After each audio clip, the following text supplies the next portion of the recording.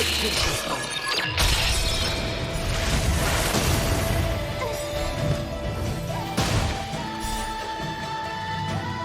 festival. Time for a little counter.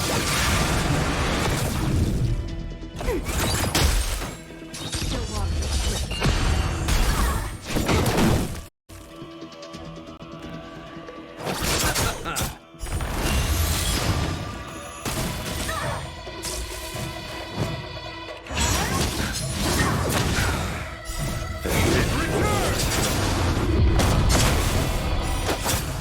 ready for another?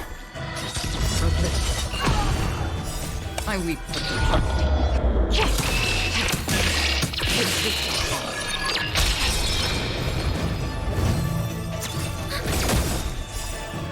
Network festival. Time for a little counter. Still water.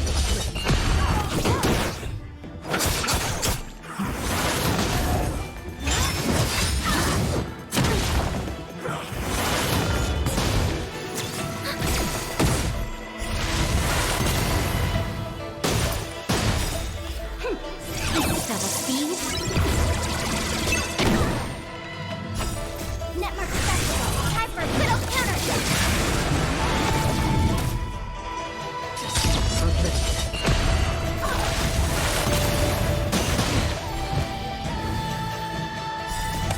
I weep for the heart. It is my fault.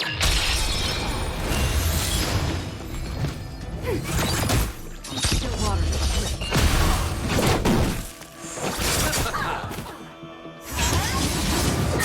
Familiar.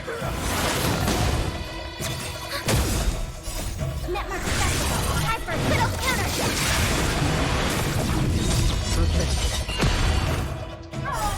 I weep for the heart. It is my fault.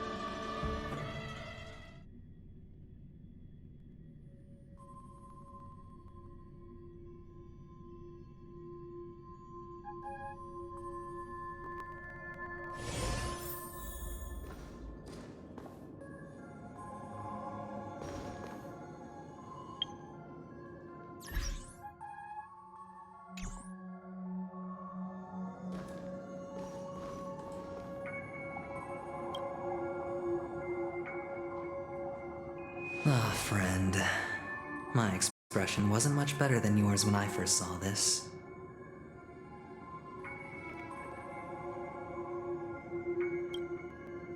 Your eyes aren't deceiving you. It's her.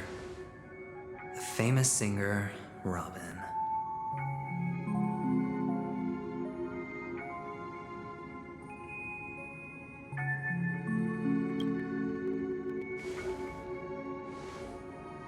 Well, first of all, can I just say that this had nothing to do with me?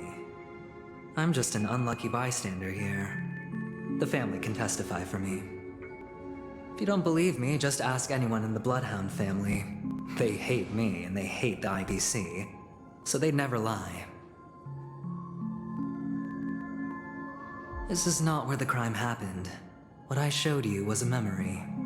The most basic light cone manifesting tech. Authorized by the Garden of Recollection and owned by the IPC. Did you really think the Galaxy Rangers were outsiders this whole time?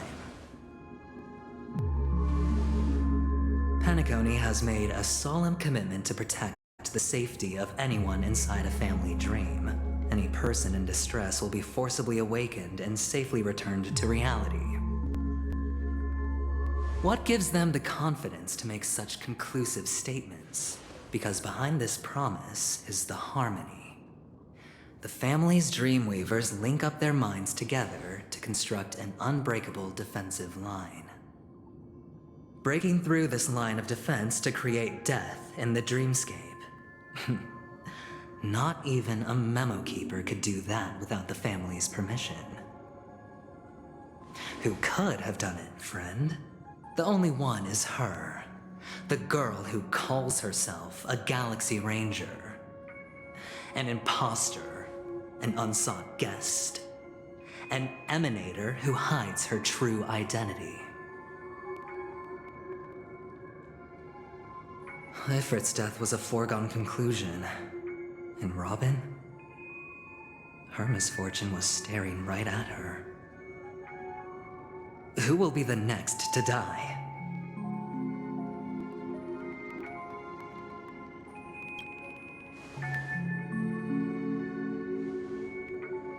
It's fine. Listen to your gut. Building trust always takes time, and I'm willing to wait. I just hope you realize that wherever that legacy is concerned, overt plans are already underway throughout Penacony. Everyone's got their own agenda. Careful you don't get stuck on the wrong side. If I were you, I'd keep my distance from Acheron. After all, any schemes out in the open are always going to be better than a monster in the shadows, right?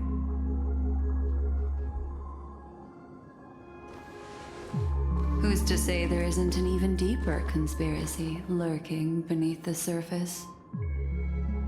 Memo Keeper, I think our little deal is finished.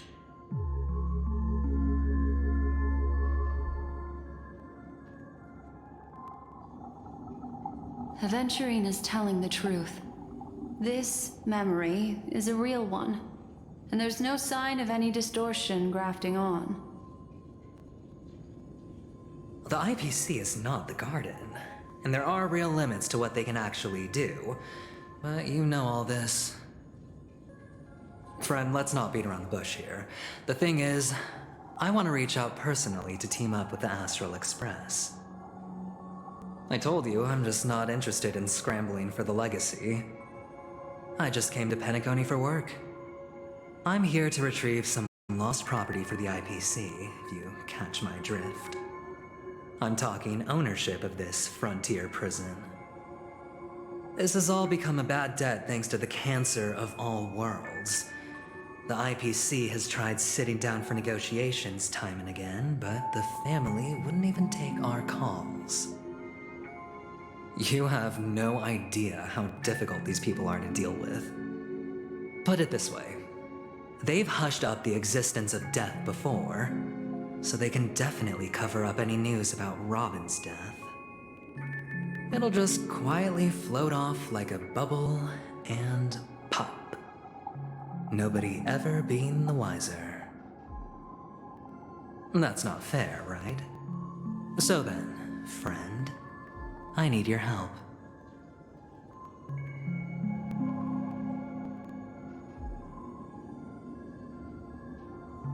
I have but only one goal.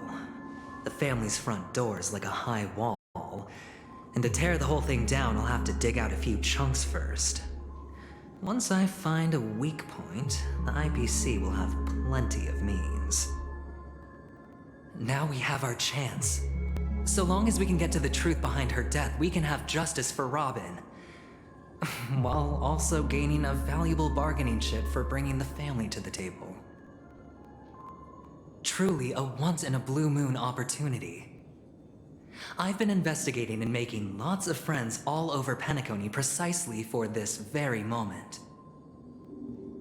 This tragic news would be extremely bad for the family, so they'll be doing everything they can to stop it leaking, especially to the IPC.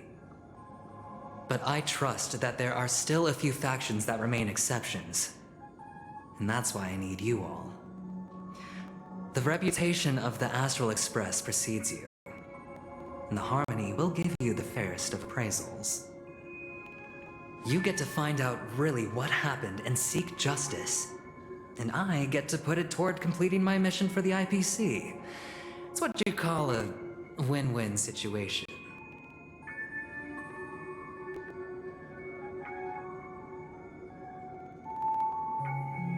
But don't worry, just head back and talk things over with your companions. That navigator is really smart. She must understand the value of this deal. Look, here's my contact details. If you come to any conclusions, call me.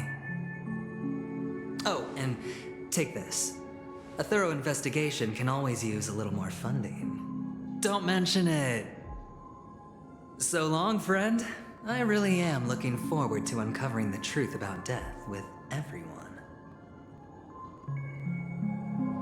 Aventurine just sauntered off.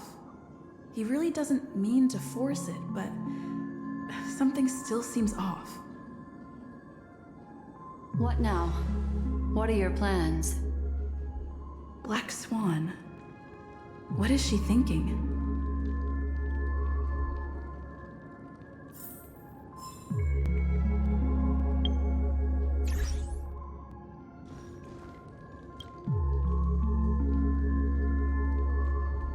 On the surface, this doesn't look like a bad deal for you.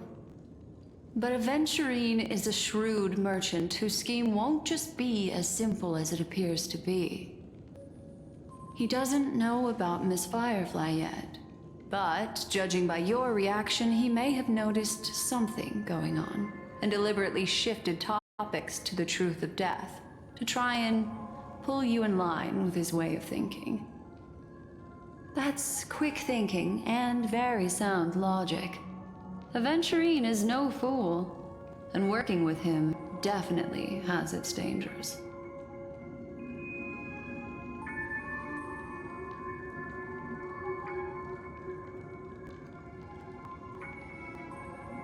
Leaving it up to fate.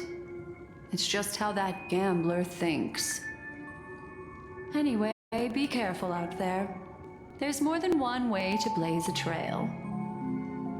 In a dark forest beset by wolves, ensuring your own escape to safety should be your primary concern.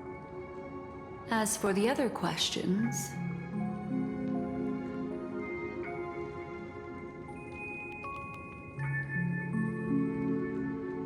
Sorry, I can't answer that question. That ranger is shrouded in mystery. I'm afraid no one is capable of providing an answer. But without a doubt, she is the most special guest at this banquet. It's like Aventurine said just then. It's best to keep your distance from her.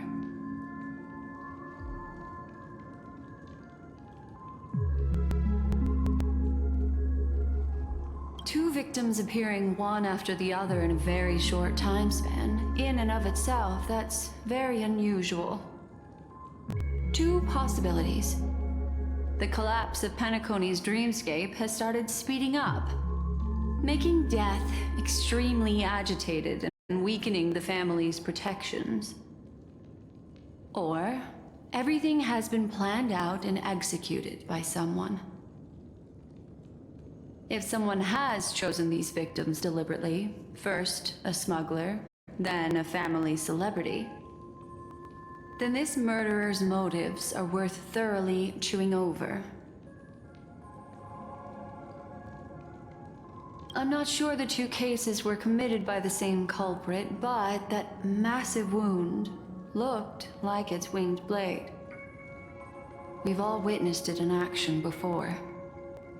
Plus, it seems unlikely that there would be two lethal entities loose in the dreamscape. It's all happened so quickly, I can only make conjecture. After leaving here, go have a chat with your companions. I hope you can clarify the source of this confusion.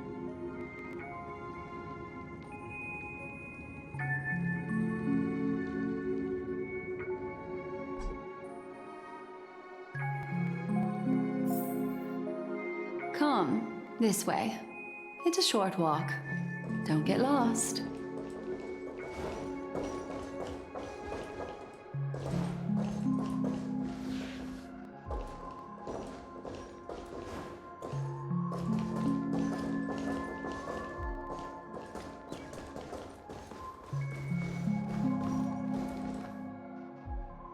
This way. This is where we part ways. All of this is like a nightmare. Unfortunately, the remembrance doesn't lie. What we just saw is the reality that happened, and it won't fade from our minds just because we wake up. But follow your heart and don't be afraid. We all walk through this world casting shadows of different lengths, and ultimately, all we leave behind are precious memories. Hold on just a sec.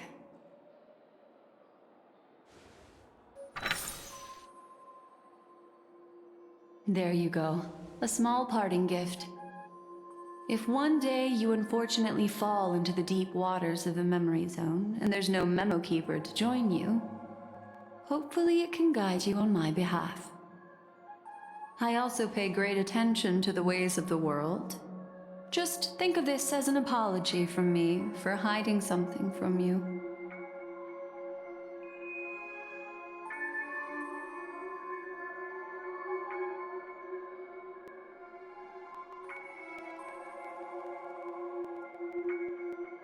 Then, I've something private to take care of regarding that Galaxy Ranger. Let's leave things there, shall we? What fascinating memories will you bring for me next time we meet?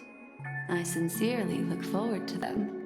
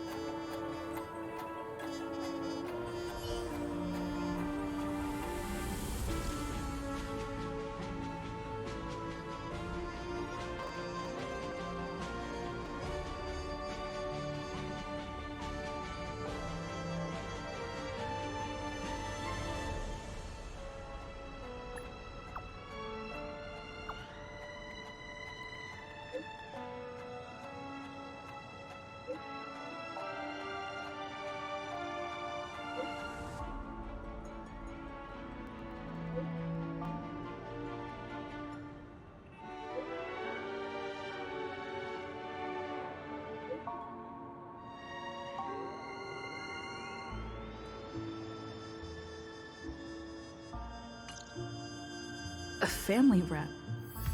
Is Himiko okay?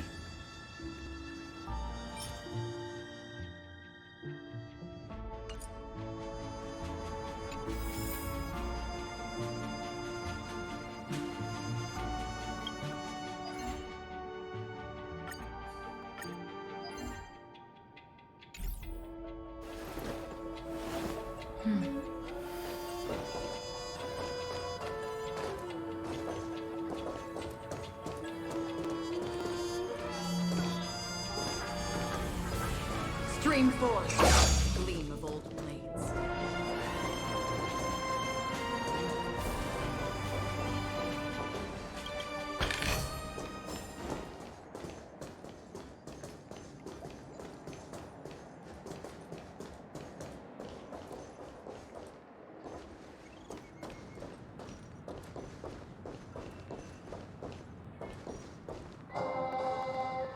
So much has happened.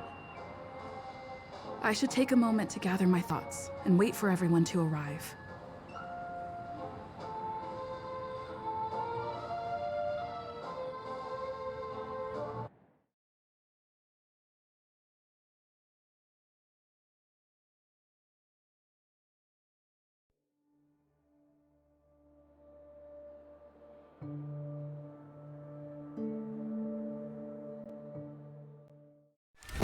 Better unsheath that blade now, Ranger.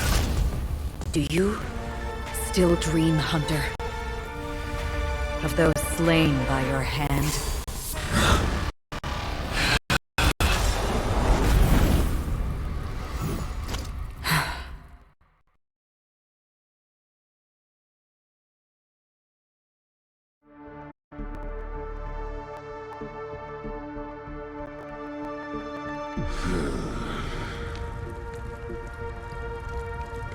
It appears the outcome has already been determined.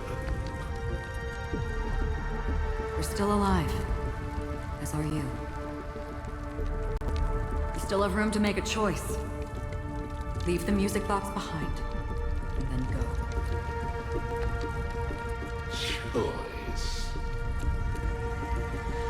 The bloody trail of the destruction leaves no room for hesitation.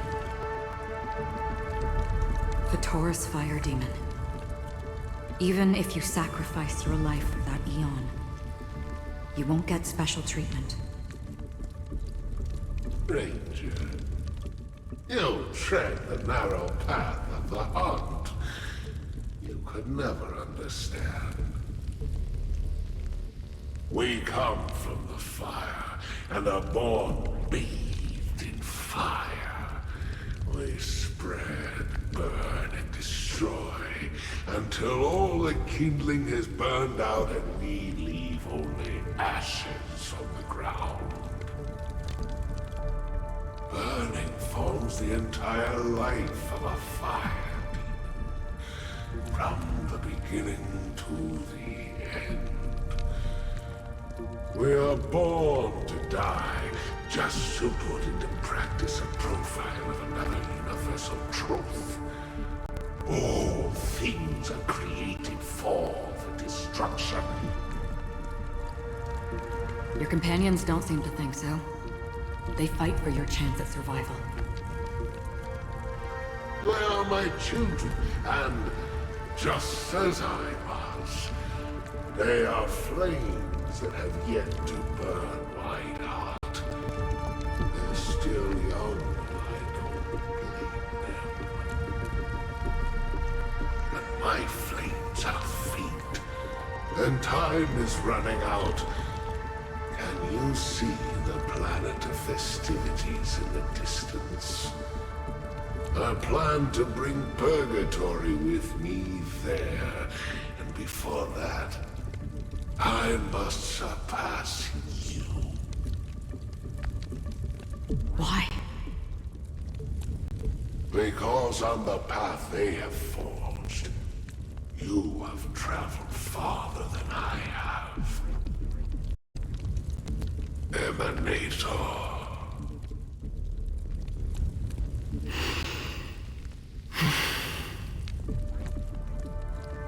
You cannot hide your true identity.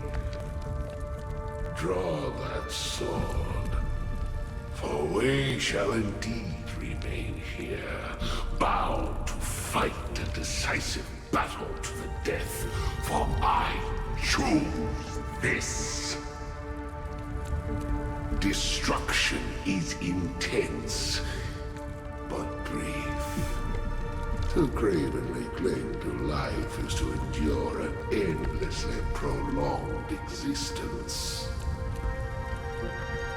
Even if the answer turns out to be your own destruction. What is important is not the answer, but that it exists, just as you exist. Everything exists to be destroyed. Emanators are no different. Just as even sweet dreams may be born of the void, the so-called impossible is merely something that has yet to happen.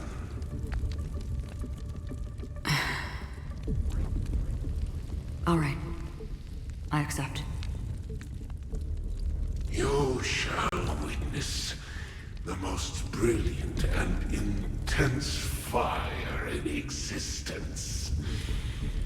May this flame illuminate the farthest reaches of your bottomless dream.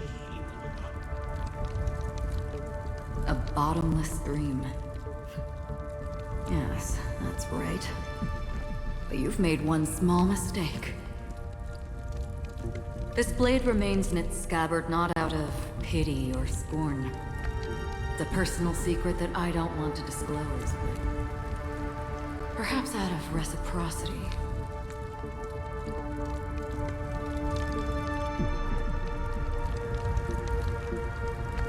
I'll reveal the truth to you.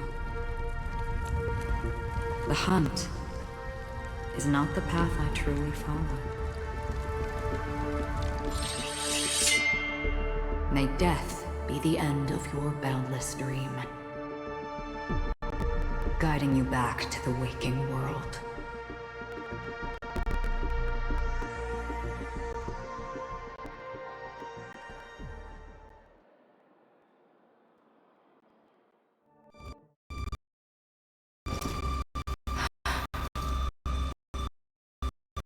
I still see them in my dreams.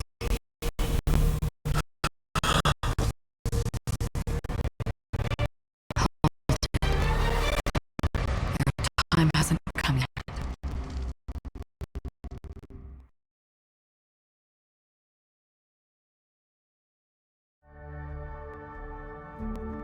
My time.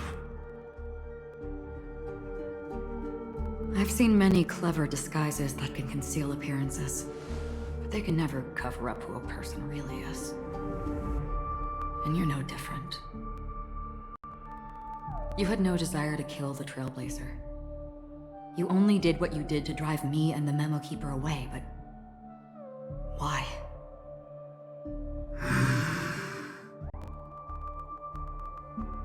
Did Destiny's slave make you do it? You know, Elio. I thought this is just the kind of thing that'd get written into your script. My script has always been brief. Other than that, anything beyond that is unnecessary. He knows my nature. There is but a single destiny from which no one can escape. And until then, I hold the privilege of choice.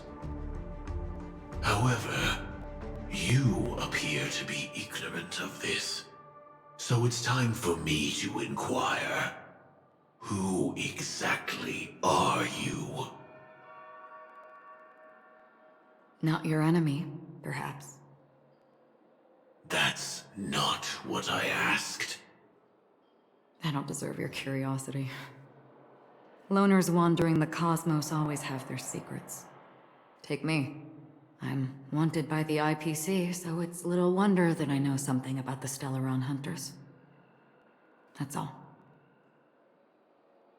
Maybe I can help.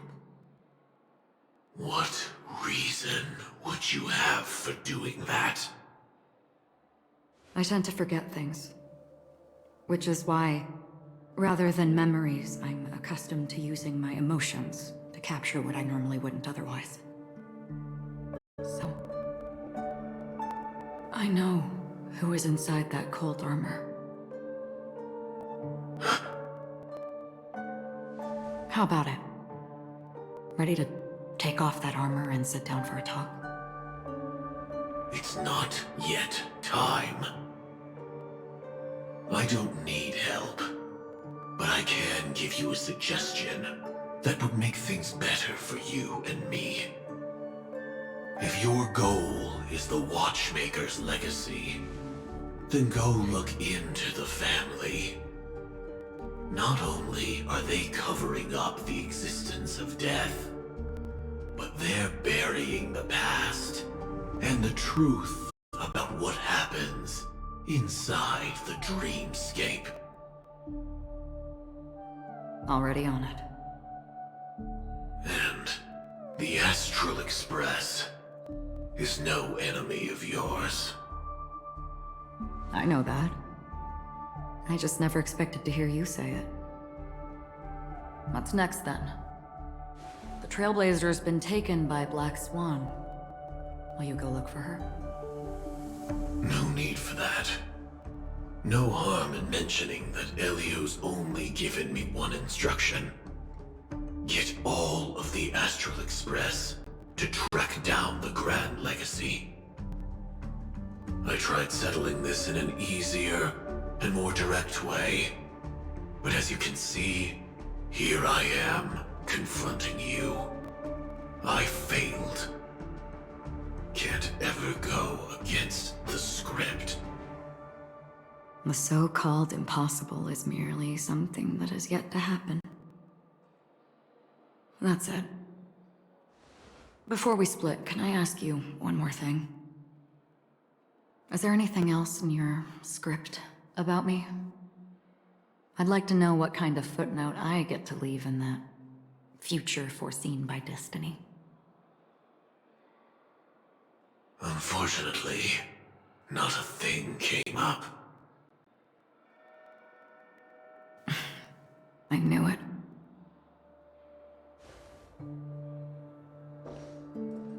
Hang on. I don't. Don't. What? Your first question was, do you still have dreams about everyone who died because of you? I don't. Never have. I was born without the ability to dream. I live for this cold, harsh reality, for a little light, and to burn, to keep on burning, until I turn to ash. So, I really envy you. Is that so? Then you're already living in the waking world.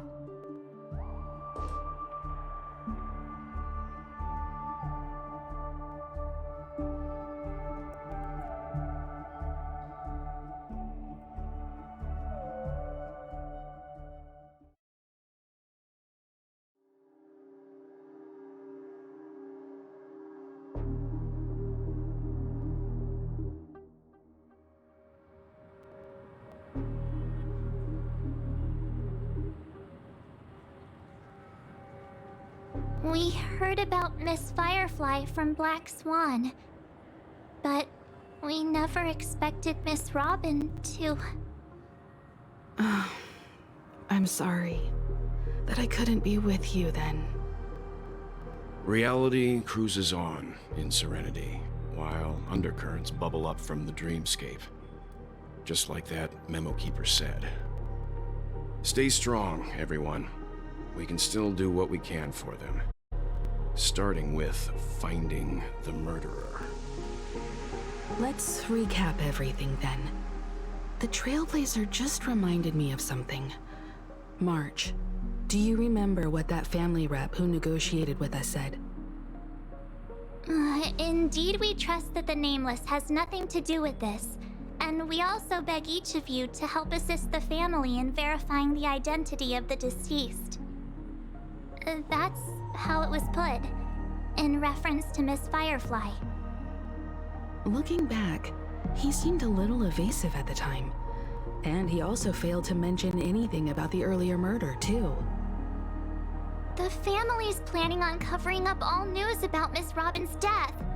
If news gets out, Penacony's going to turn into a bloodbath. But the murder that followed closely after was obviously beyond their anticipation.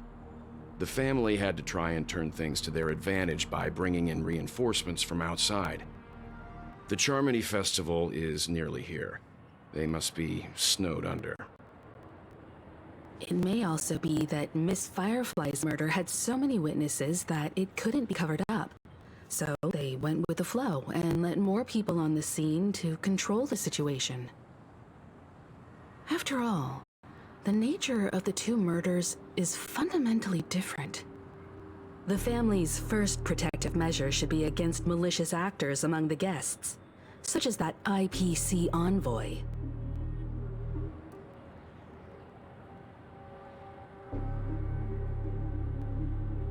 Indeed. He was particularly concerned about that Galaxy Ranger. Are we missing the forest for the trees here? I always felt that Aventurine's reasons for accusing Miss Acheron were highly subtle. Can we believe him? At this point, I'm afraid the only ones we can trust are ourselves. Look, let's try to gather intel first and then list all the possible outcomes we can. Then we go through them, eliminating contradictions one by one. The fewer facts remaining, the closer we are to the truth. I've still got this sense of foreboding. It's like we're stuck in a whirlpool, spinning around that legacy even after everything that's happened.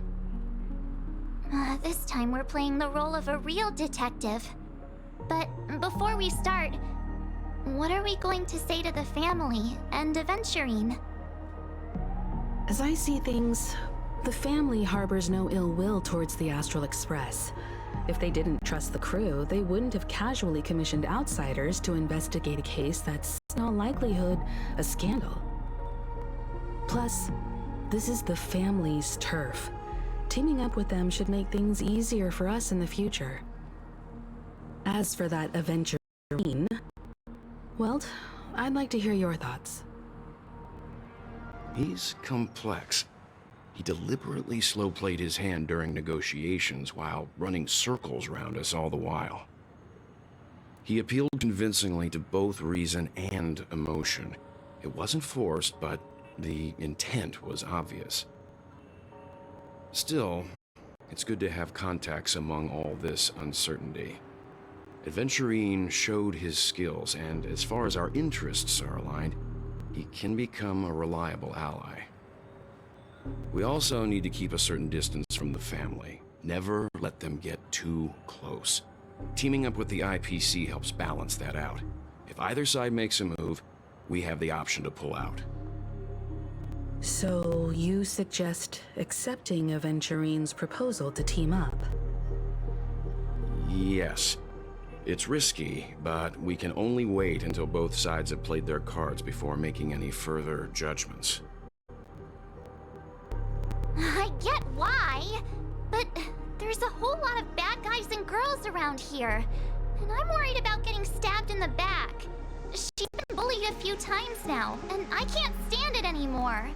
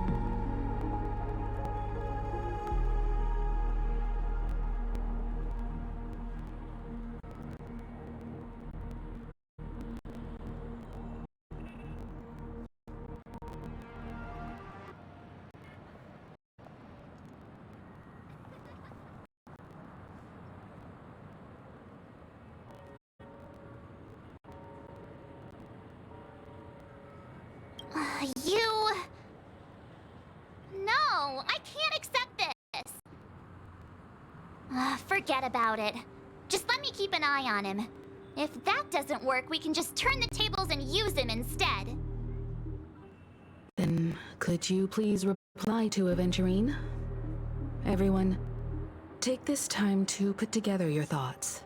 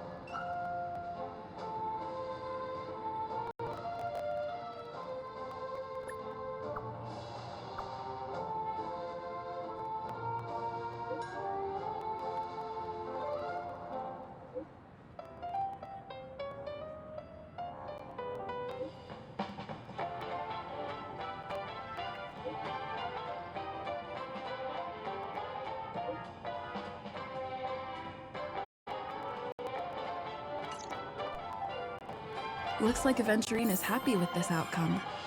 Let's tell everyone about it.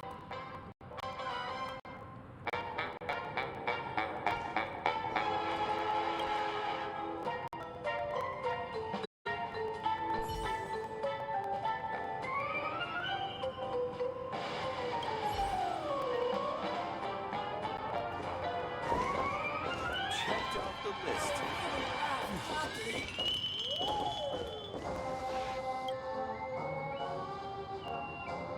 Aventurine's goal is to try and recapture Penacony for IPC.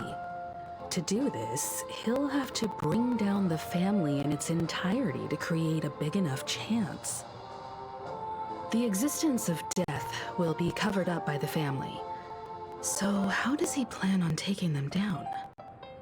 It's going to be something important enough that everyone will notice.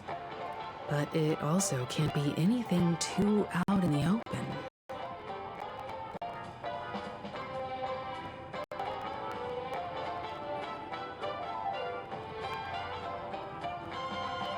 Aventurine has devoted considerable attention to her. But this Galaxy Ranger, we know hardly anything about her, and can't rush to any conclusions.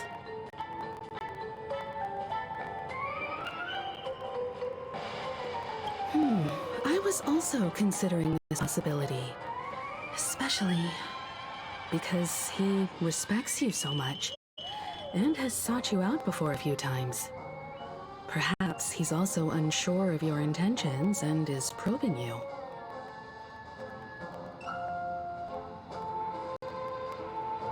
I'm just speculating. In any case, we have to be careful when handling Aventurine. He's skilled at reading people and discerning the right moment to strike. Also, he's clearly a born gambler if he's willing to go all in to win.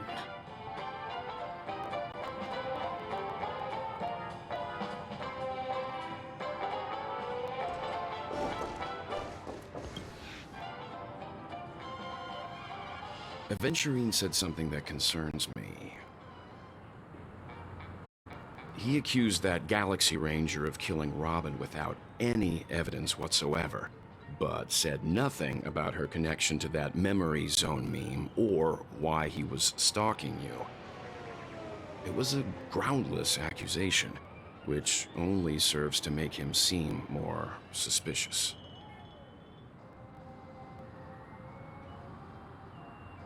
Maybe Aventurine's goal was never to gain our trust. Maybe he wanted to foster a feeling of enmity towards Acheron and make the situation more volatile. Two birds, one stone. However, I asked Dan Heng back on the Express to confirm that story about the Annihilation Gang and the lost messages. It wasn't something that Aventurine made up out of thin air. You've met her many times now. What's your impression of Miss Acheron?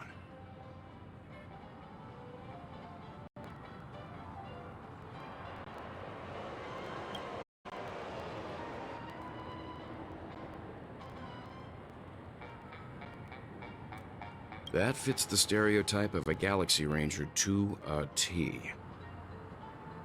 They're eccentric, unpredictable, and fond of being alone. No wonder she's a suspect.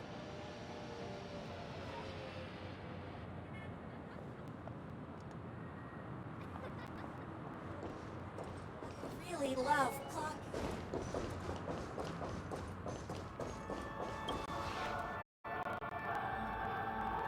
I hope it's not too soon to bring it up, but I feel like Miss Robin isn't actually dead, but that she's still alive and well. Somewhere. That everything's just some horrible prank. Because aren't we supposed to be inside a dream? How could someone die in a beautiful dreamscape like this?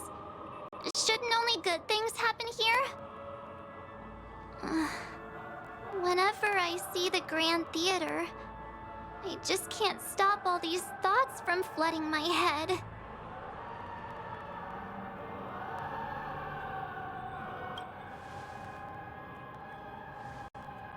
Yeah, of course. At times like this, we're so lucky to have our crew. The family and the IPC. Everyone has their own plans going on. Everyone's still having a great time out there on the streets. Nobody knows what's happened. It's all so unreal. As if Firefly, Miss Robin, and us were all outsiders from another world. Aw, what a mess.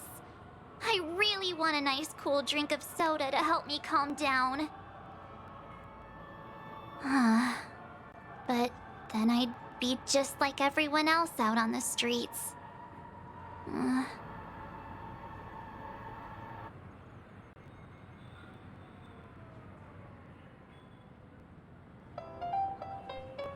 Looks like Aventurine doesn't need anything else.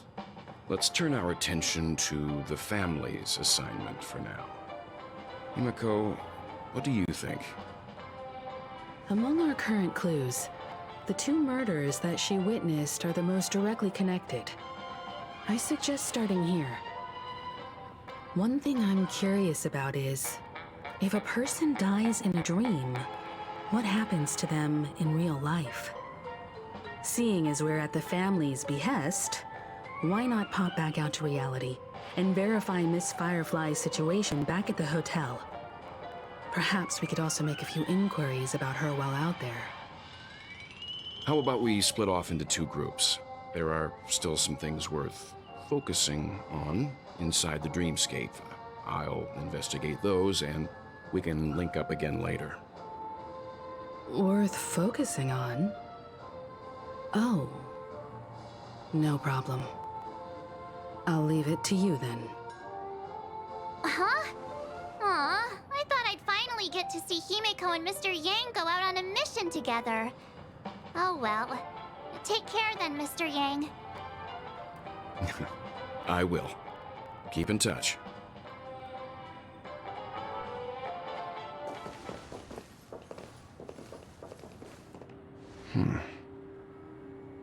Honored guest, could you come out for a second?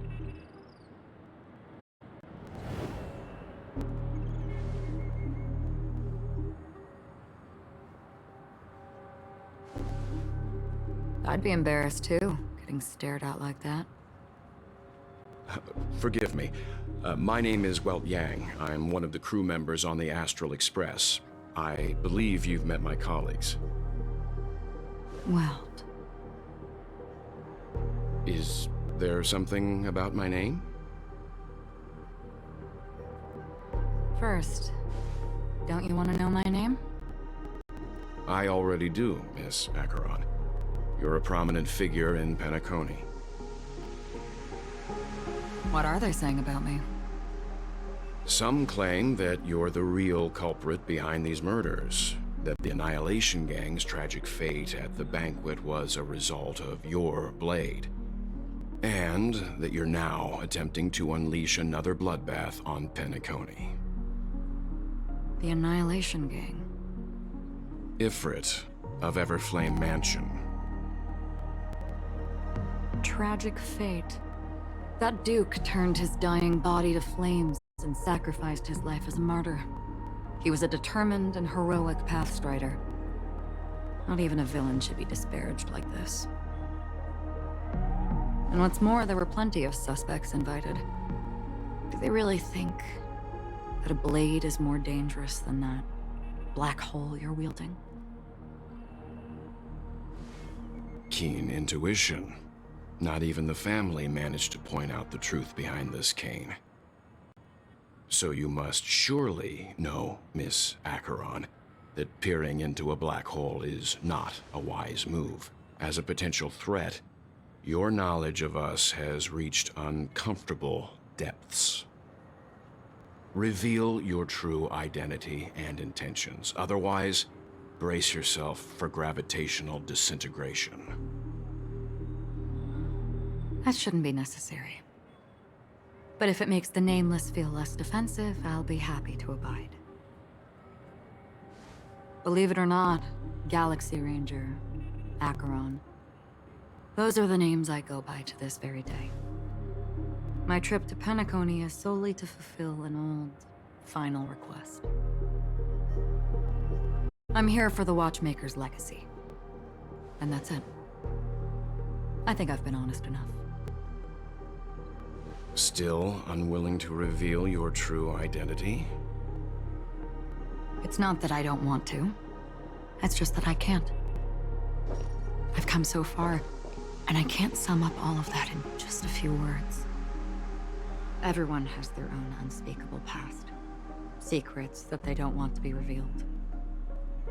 And I won't be asking any more questions, such as why the Astral Express is roaming around the cosmos with a Stellaron on board. Is she okay? That Memo Keeper didn't do anything, right? She's fine. Let's just stick with the topic. Gaining my trust depends on how much you're willing to reveal. I've run around many different Penacony dreamscapes just to try and find that legacy. And during this period, I came into contact with quite a few guests. In the process, I gradually came to realize the secret of Penacony may be closely related to the Trailblaze. That's why I've come to ask for your help. I don't have enough proof yet, but I'd like to speculate something. The source of all tragedy lies within the family. If you could trust me, we could find the proof to support this claim together. Mr. Yang, I think you've come to the same conclusion, haven't you? Let's leave it at that. For now, I'll choose to believe that you bear no hostility. Share your findings with me, and me alone. I don't want vague conjecture to interfere with other people's judgments before we find solid proof.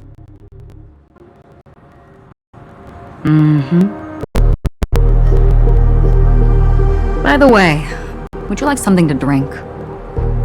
How about 2 cups of Wake the Heck Up? No, 4 cups.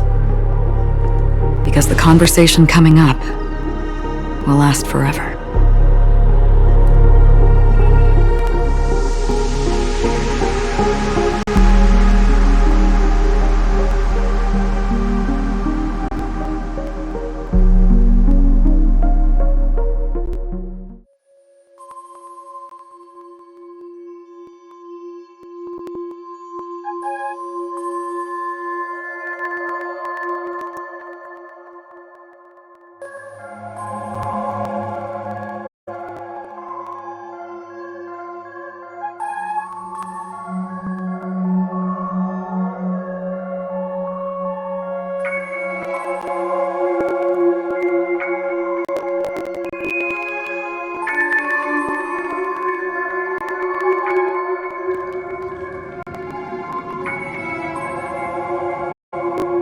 I've been watching her closely for a while now, and the first invitation was in the banquet hall of the hotel.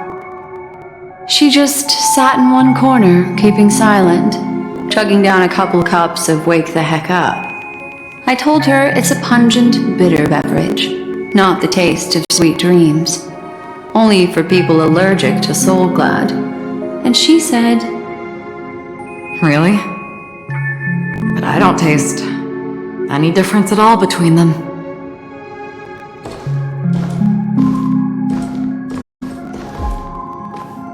the guest rooms are charmingly minimalist.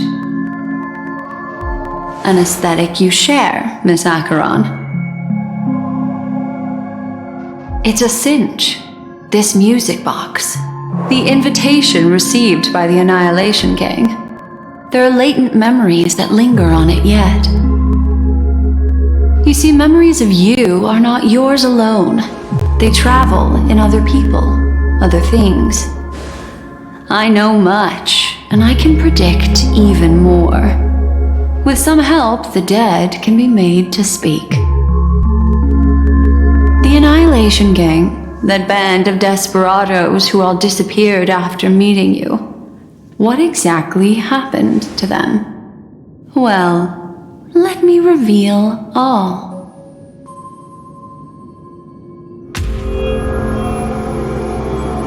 Gradation 12. Dreamscape 12. Father, I dedicate this to you. Well done, Dubra. Wherever they go, shall be met by annihilation. There it is. It's hazy, but it's Ifrit's voice. The other one is probably his progeny. This is the residual memory from when the invitation was first delivered. They were abruptly interrupted. Then, what happened next is... They sought refuge in the land of sleep, merely wishing for undisturbed rest, away from the storms. Children of the flame, this marks your rite of passage. She won't be necessary. I alone am enough.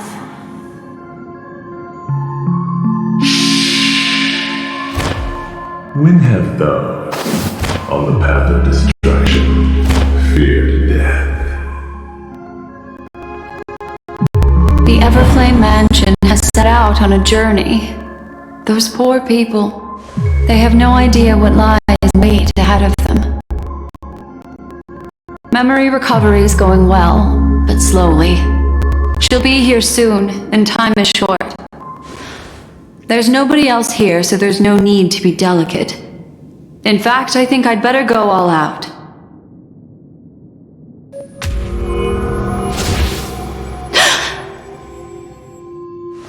What happened?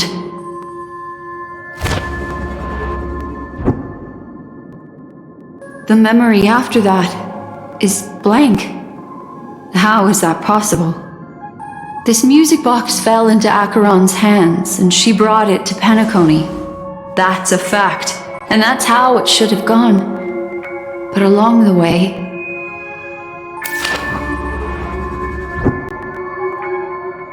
it's like it's been erased. Who's done this?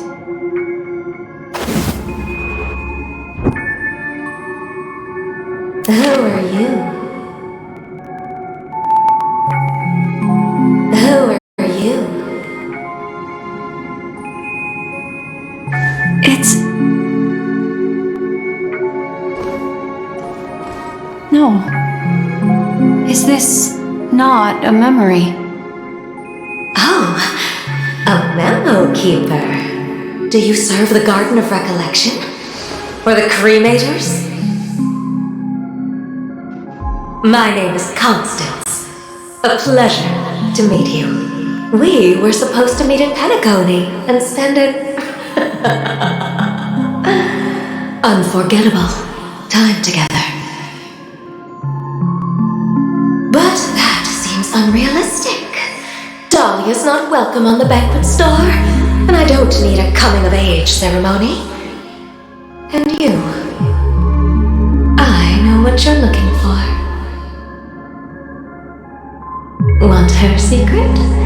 I can give it to you, and then you can enjoy the banquet for me. I wish you unforgettable memories.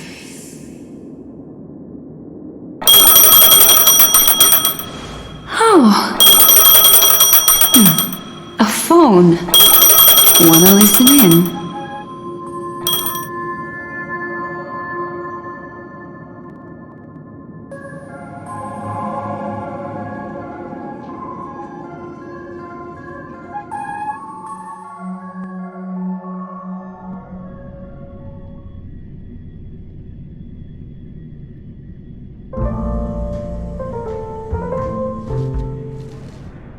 A few days ago, the IPC made an announcement.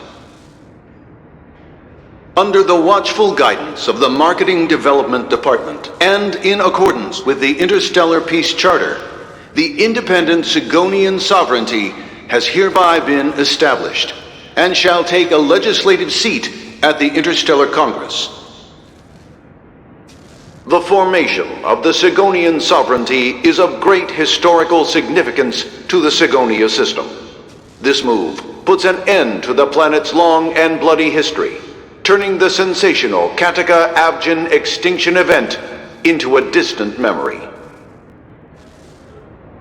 Sigonia 4 is located in an unclaimed zone at the intersection of the Deniz, Prothean, and Dorneau star clusters.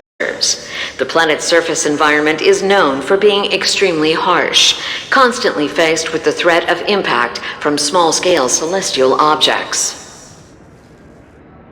This is why very few intelligent species have made this planet their home, dividing themselves into several tribes to eke out nomad lifestyles as they struggle to survive the arid desert wilderness. They have developed their own folk beliefs that are independent of the Eon belief system. Sigonia. Sigonia. Ravenous eye of the storm, spurned by all the gods. Land of rock, but not water. Lightning, but not rain. Blood, but not tears. You beat us with your falling stars. You lash us with wind and storm. You chew us up with the cracked earth.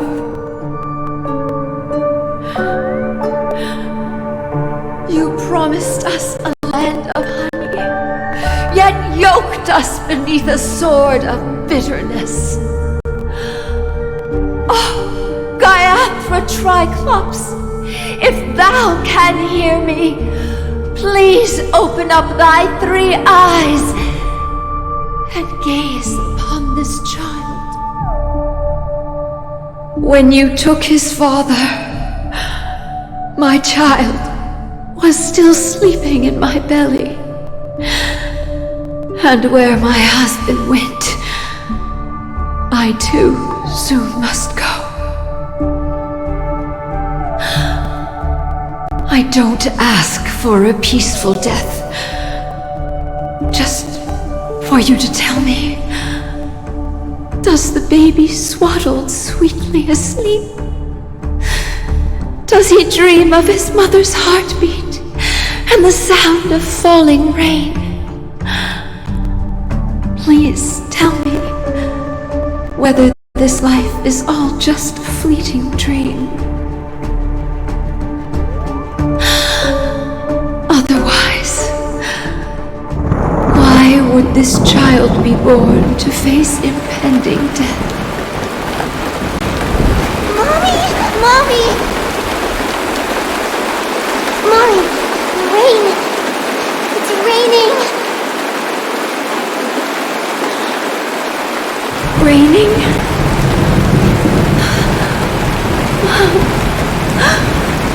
Raining. It is raining! It's true! The Outworlders weren't lying to us. They really did summon the rain. Mommy, we can leave here. We can go back home.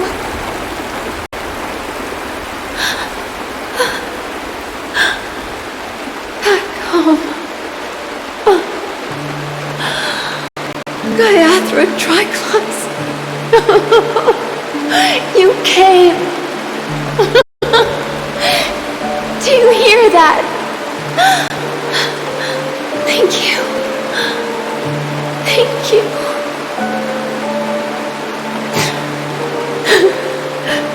Darling, listen. This is the sound of rain. On the day you were born, the sky also sent down a gift like this from Gaiathra.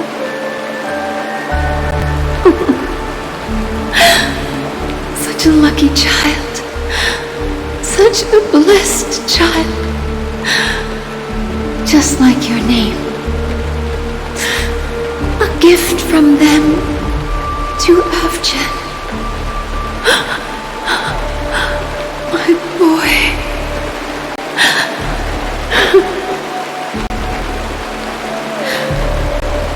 May the goddess Gaiathra close her eyes 3 times. Keep your blood eternally pulsing. Let your journey be forever peaceful. And your schemes forever concealed.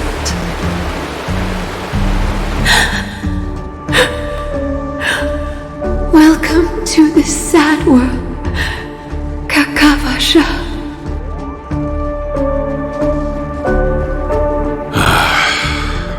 Time to wake up, gambler.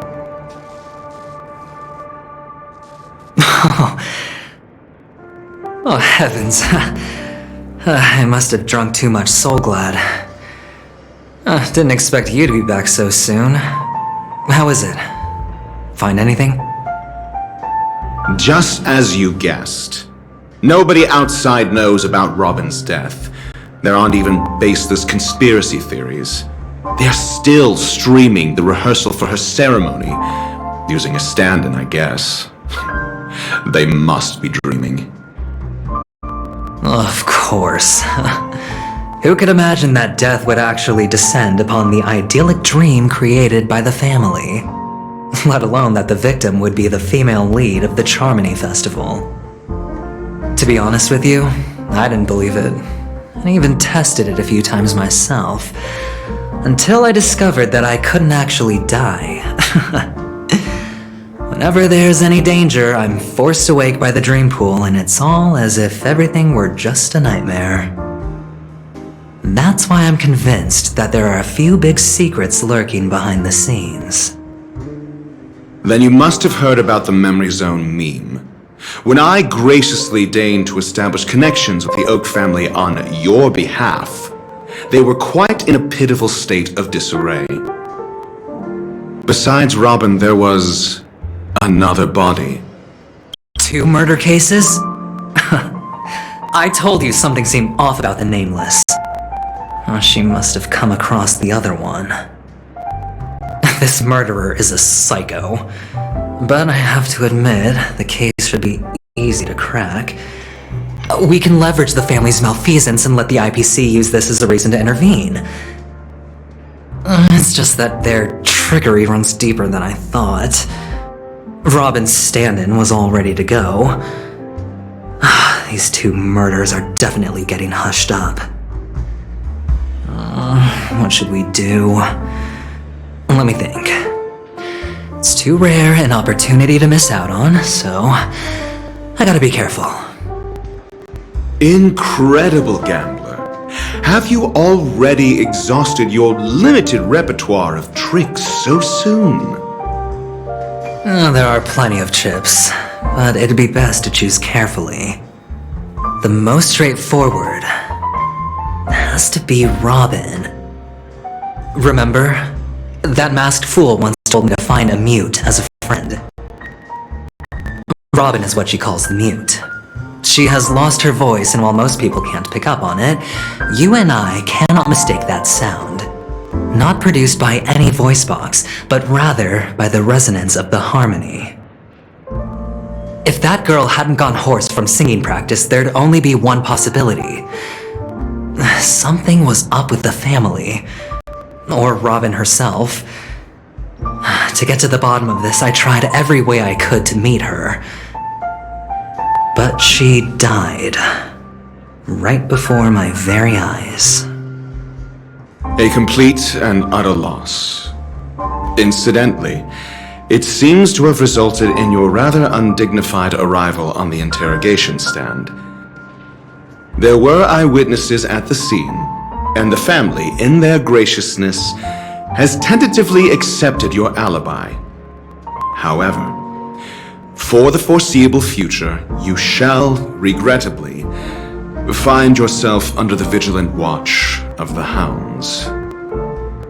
Well, things aren't looking too optimistic, Doctor. Starting to break out in a cold sweat.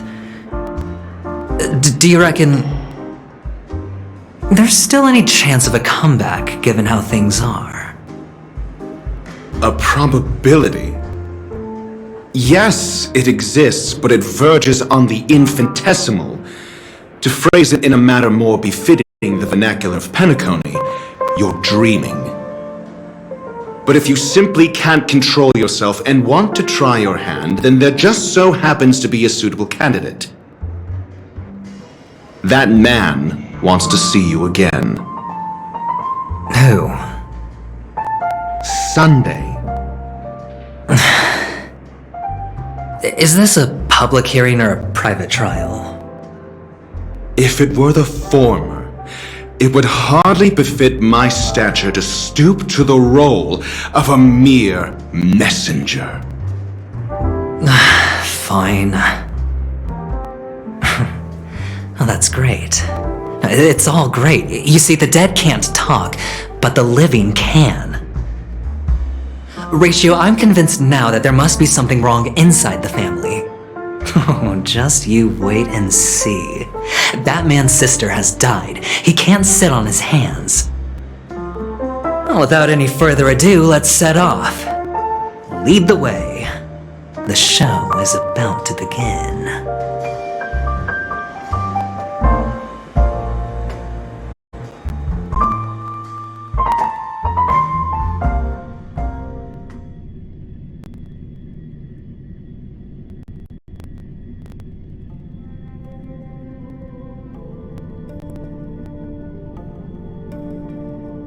We're here. The Dewlight Pavilion is the Oak family's fortress and a place where heads of the families meet to discuss great plans for Penacony. Fortress? I like this metaphor. I dealt with the warlords of the Omega star system not long ago, and their synchronized orbital manor wasn't this heavily guarded. This mansion nominally belongs to Sunday, and is very befitting of its owner. Without his express invitation, the likes of ordinary guests would never grace these grounds in their lifetimes. Look around while you still have this moment of freedom. Hey, Doc, whose side are you on anyway? Who's to say I won't sell you out? We'll see. When we meet the authoritarian master of the Oak family, I'll pry an answer out of him. Follow me and I'll bring you to his parlor. Hold your tongue and let me deal with the members of the family.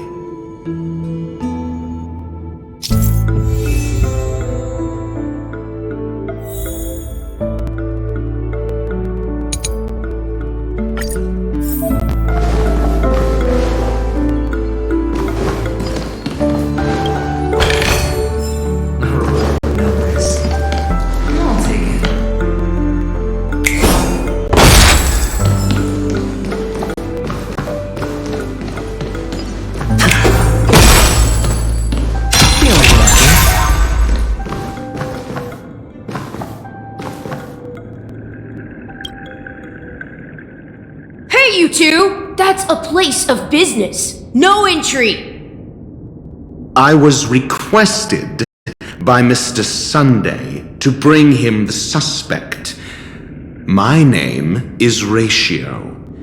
He should have mentioned it to you. Oh, I remember you. Veritas Ratio. Your punch virtual particle clock is impressive. Excuse me? The one on your head. Of course, it's nothing compared to my full pocket dimensional annihilating power armor of the Mobile Knights. Right, and as I mentioned, that fantasy raiment of yours doesn't exist.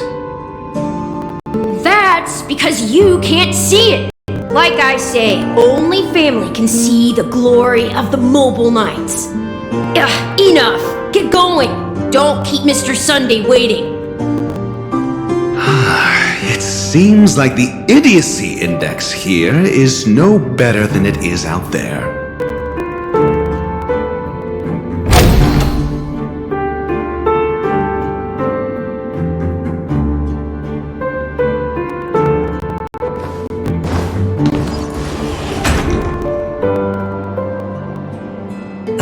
Dead end? The door is shut tight. Looks like we're on our own. I mean, there isn't a door. How did you get in before? For security reasons, the family built the administrative site deep in the dreamscape, with the mechanisms hidden in these Nightingale statues. The direction of the statues can be controlled. On the previous occasion, an attendant named Kona had gone to the side room to verify something before setting the statues in the correct positions. Well, maybe we should do the same. Let's go and take a look. Of course, we can also use brute force.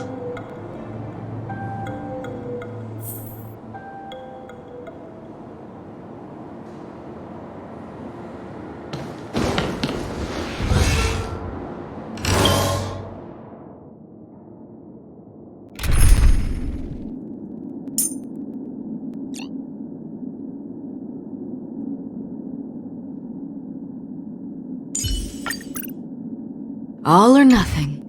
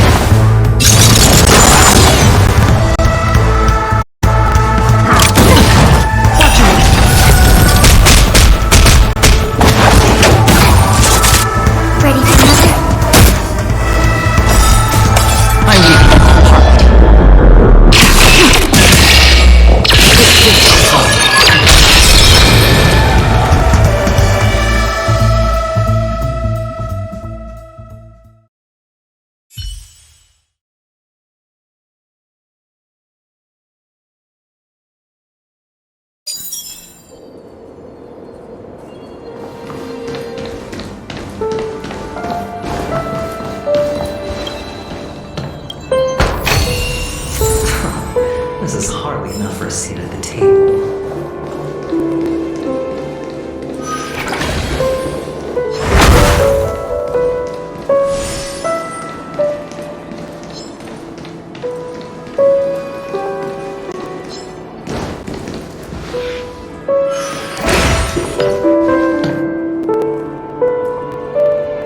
Six nightingales facing in different directions.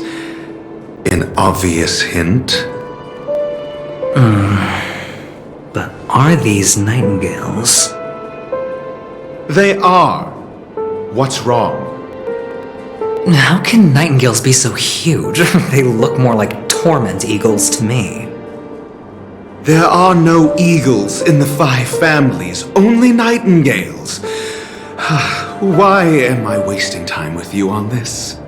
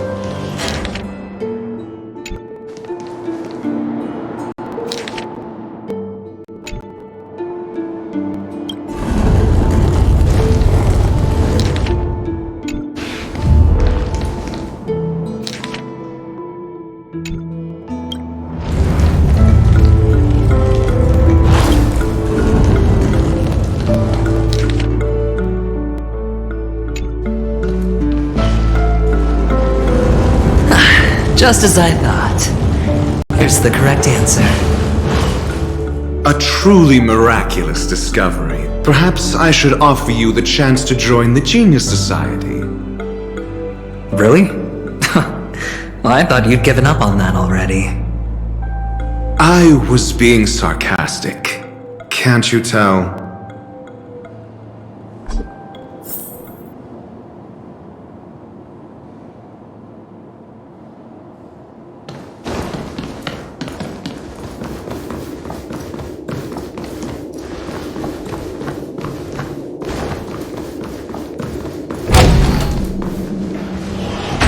Oh, impressive. So much for Mr. Sunday's reserved, virtuous image. Do you need me to remind you? We're in a dreamscape. No matter how grand the mansion looks, it'll not affect Penacony. Stop wasting your time nitpicking the family here. Yeah, you're right. The only way to destroy the family is death. Sunday must have thought the same. Let's head down.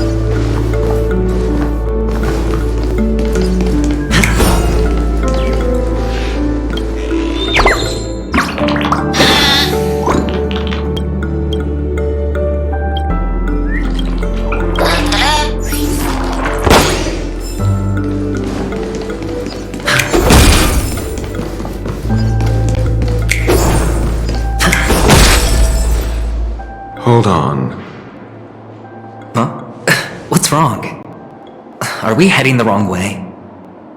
No, but this door is locked. My friend? Did you really make an appointment with him? It's a trial. You got to prove your worth to Sunday before you can speak with him. If I'm not wrong, we need to find a way to open this door in the hall, or this place will be our prison. Oh, an escape room. My favorite. Get serious.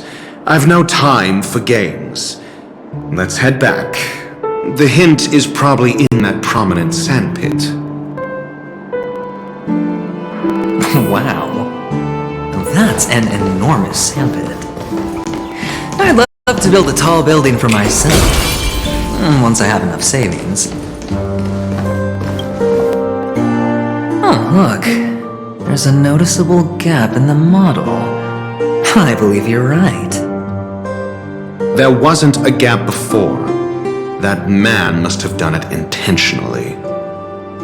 Well, with your brilliant mind, you shouldn't have any trouble recalling what was here last time. Right, Doctor? Of course. Let's look around. When I see it, I will know it. Fine. Fine. Why do I feel that we're pursuing a degree in burglary now?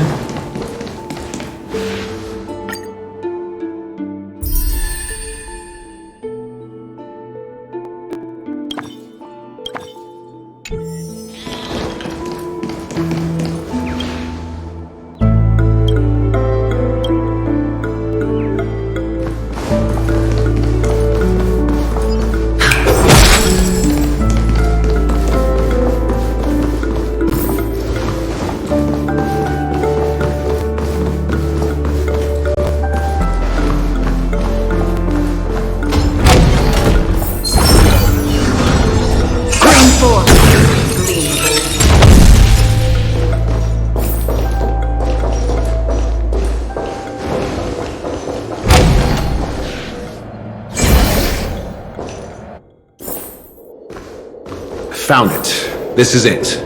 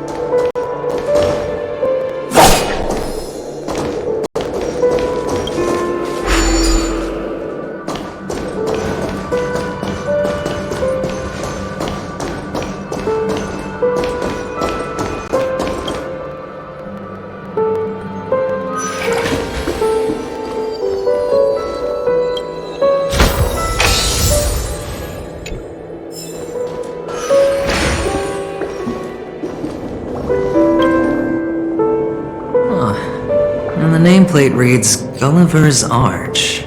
Well, I'm amazed you can remember something this tiny. You know, this reminds me of a tunnel I once saw that could shrink people who passed through it. If I were you, I would shut my mouth. It's wise to remain silent when you should.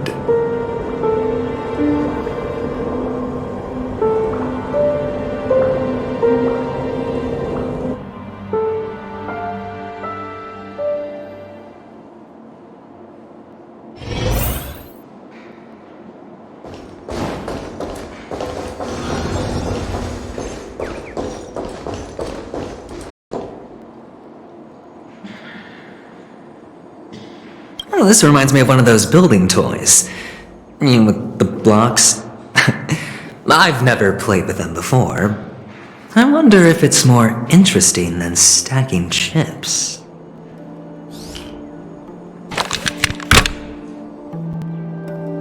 Oh, look. The gap is closed. And it fits perfectly. So, what's next?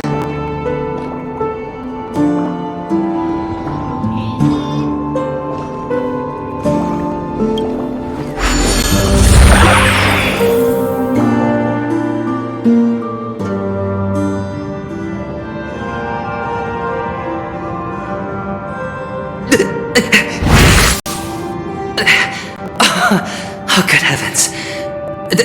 Did I shrink? Am I still in a dream? Indeed. Oh, Doctor, you're huge. It's me! Down here! In the sand pit! Oh, actually, I think we could make this work for us. Just find a way to slip me into Sunday's collar, and I'll infiltrate the family just like that.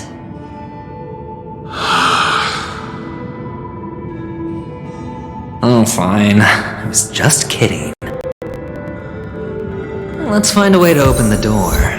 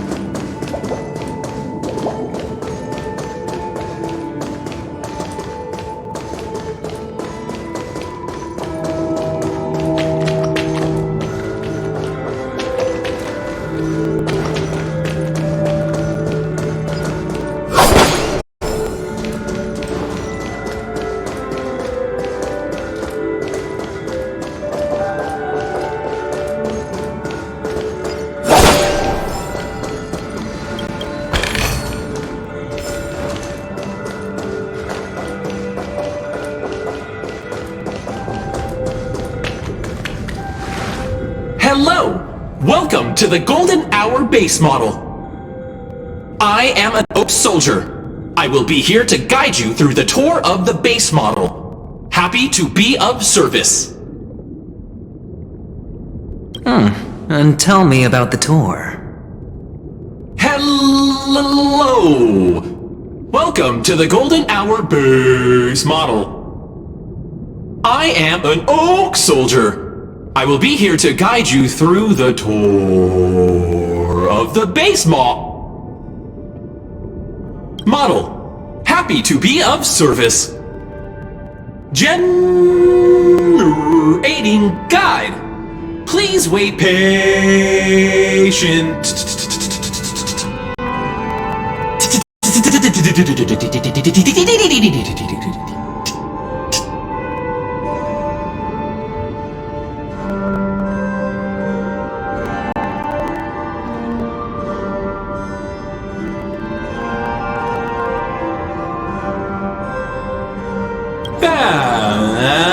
The nearest check-in spot.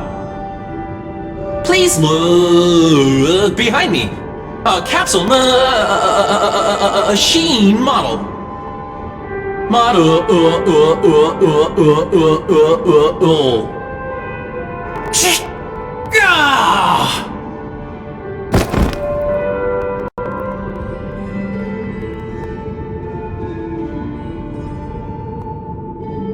What's up with that? Now the family's toys are trying to frame me? I didn't do a thing to it, Doc. You've got to be my witness. I saw nothing.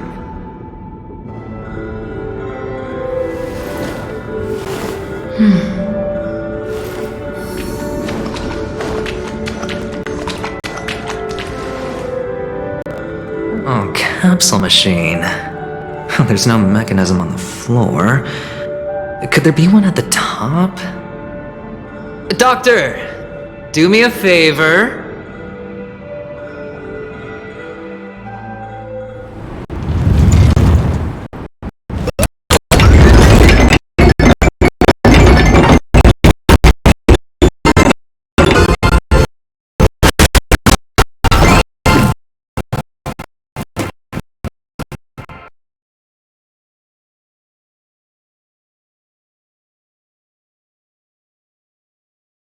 So, I was right.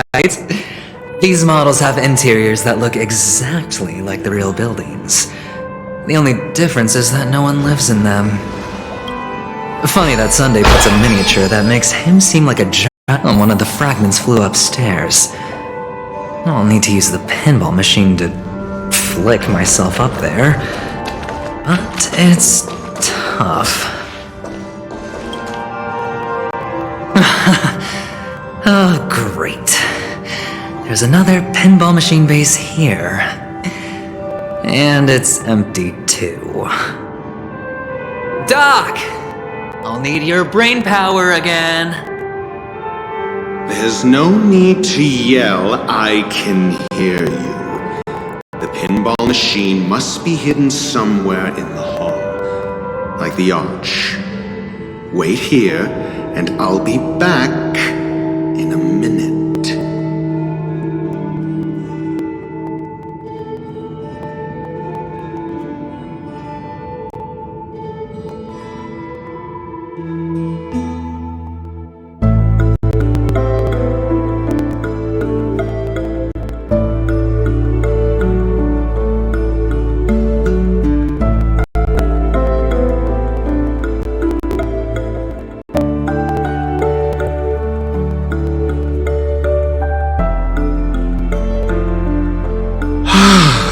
Finally, a moment of peace.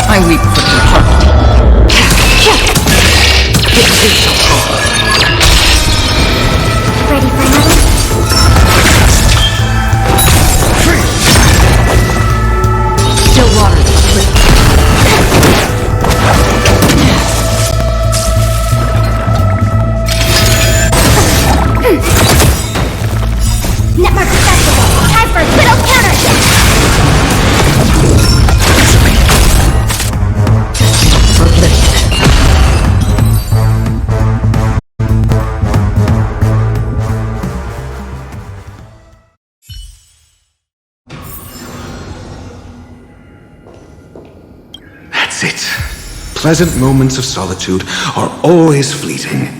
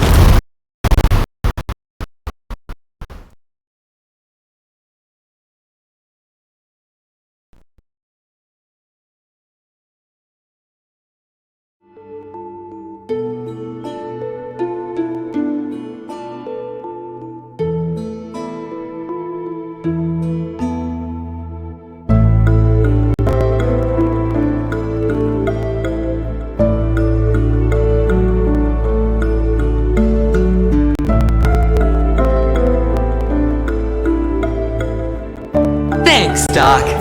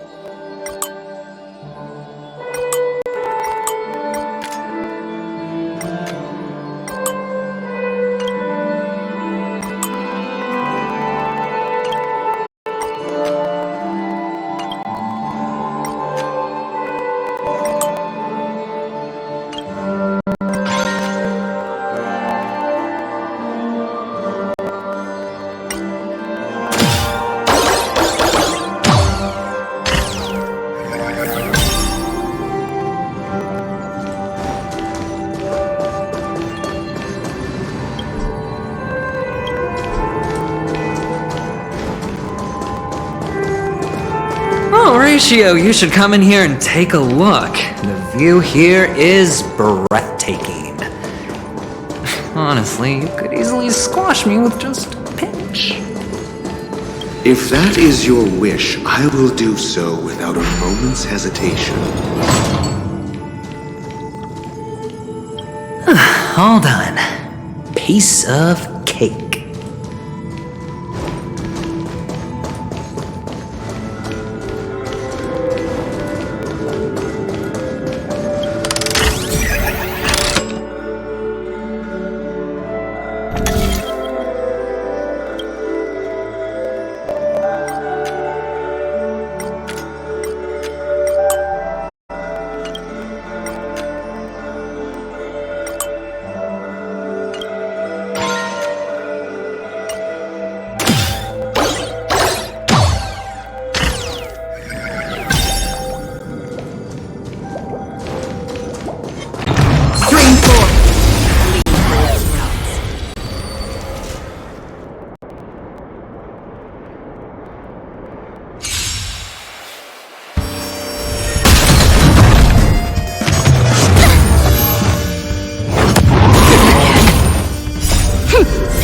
Double speed. Still waters of oblivion. I weep for the heart. Give some hope.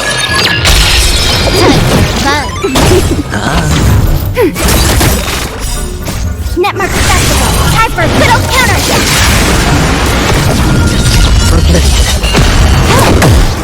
Spend freely. Bust. Or maybe I'll take it all. Ready for another? Still water. I weep for the heart. This is the home.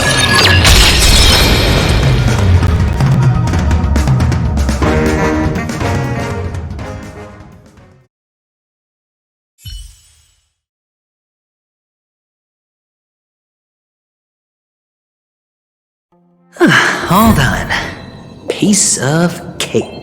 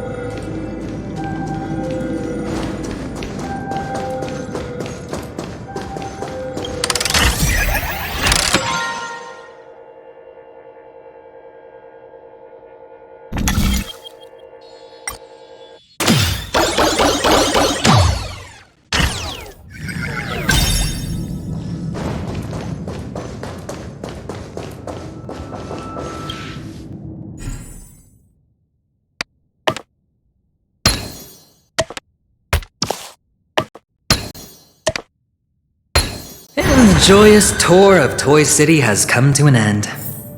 Makes me feel sad. Penacony isn't all bad, right? I'll use this interesting experience as a talking point at the poker table.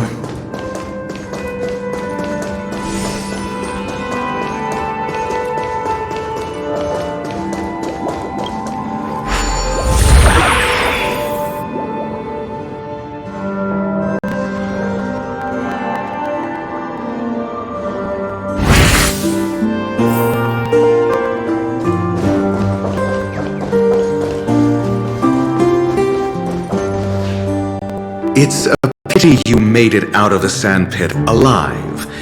Sunday is just beyond this door. From my limited understanding, he's not someone easily handled. Are you prepared? Yeah, only I believe he's the one who should be prepared to face me. Tell me about your plan. I don't have a plan. I'll just play it by ear. There are only two kinds of bargaining chips when dealing with people. Benefit or fear. Looks like sincerity isn't in your dictionary. Am I not sincere enough? There's no need to emphasize it. We've got to make good use of death. That man's sister is dead. He won't be able to turn a blind eye, and that's fear. And I'll help him find the murderer. He can't do it due to his status and position, but I can. And that's benefit. On what basis do you believe he's incapable, necessitating the delegation to someone from a rival faction? The IPC? Simple. Because that murderer could very well be a traitor hiding inside the family. Do you mean the Galaxy Ranger whom you accused previously? That was just an excuse, good doctor. There's something wrong with that woman, and we need someone who can keep her in check. It's better to minimize the variables outside our control while we execute our plans. Moreover, I need to know her identity. If I'm lucky. She could be an important pawn, and it's good to have more helpful friends when dealing with this matter.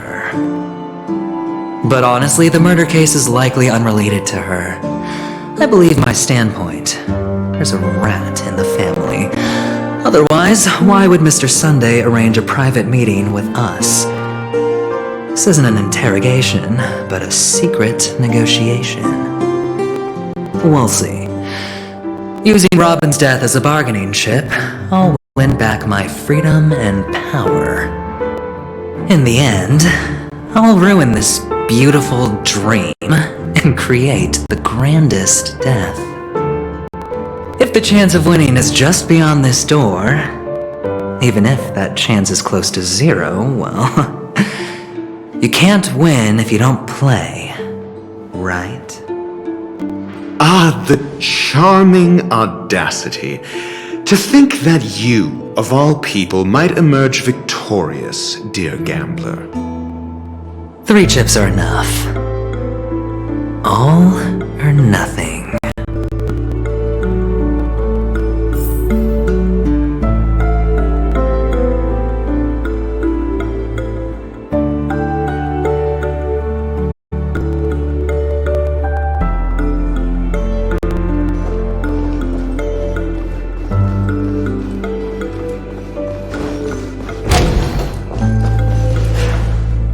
It seems my puzzles are too effortless for you, IPC Ambassador.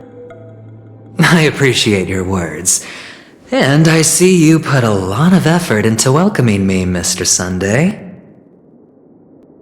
However, this is no way to greet a guest. Well, this isn't an invitation, but a summoning. Before we speak, I need to test your character. I imagine this knowledgeable doctor friend of yours has been of great help, yes? Certainly. You ought to know this better than I do. He's already faithfully fulfilled his duties, hasn't he? Yes, the doctor has assured me of your noble character. He considers you, like himself, a virtuous person who can be trusted by the family. I have come to know you very well as a person, Mr. Aventurine. You're diligent, generous, and willing to cooperate.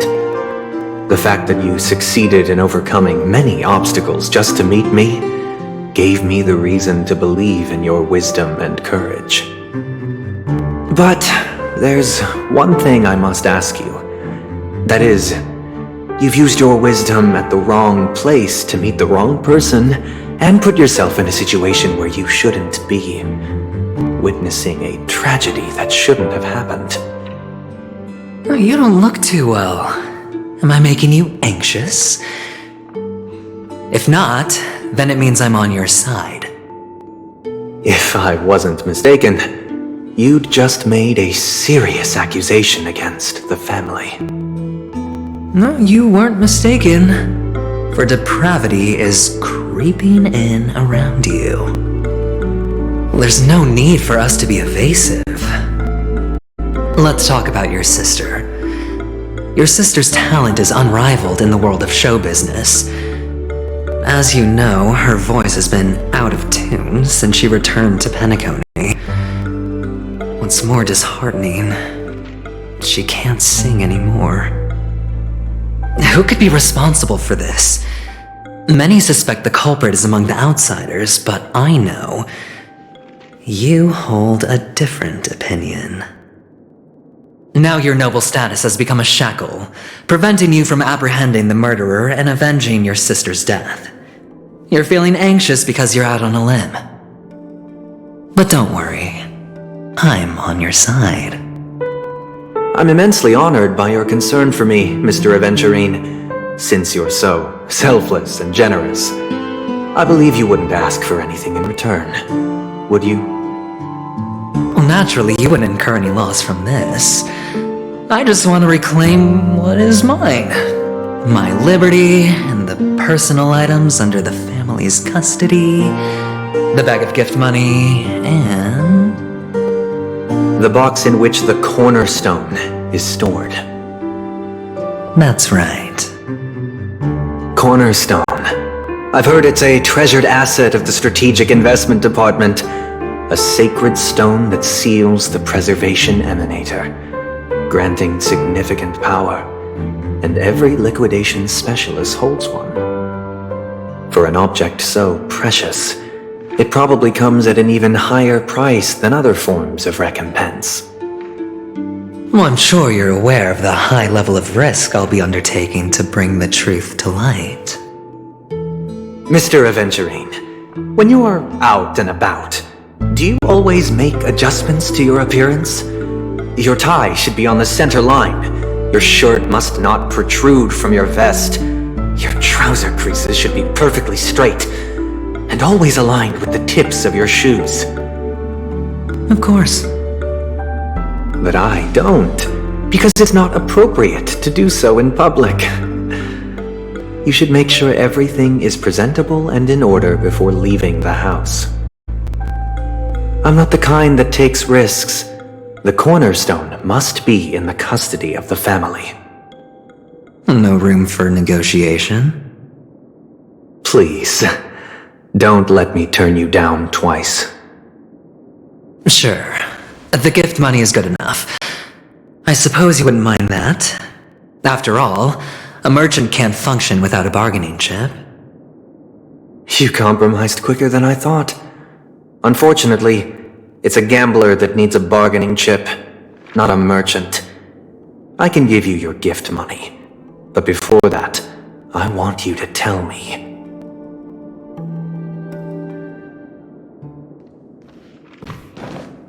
The fact that you can decisively forsake the box you asked for, what exactly is stored in it?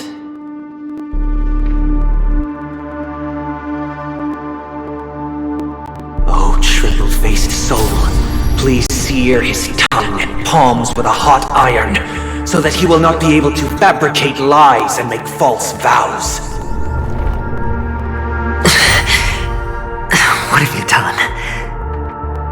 Under the light of the harmony, all wickedness is revealed. I implore them to shed their light, and I'll ask you questions on their behalf. Next, you have 113 seconds to prove your innocence and gain my trust. And if I refuse to answer? You can try, and we'll see if the harmony rejects you. Question: do you own a cornerstone? Yes.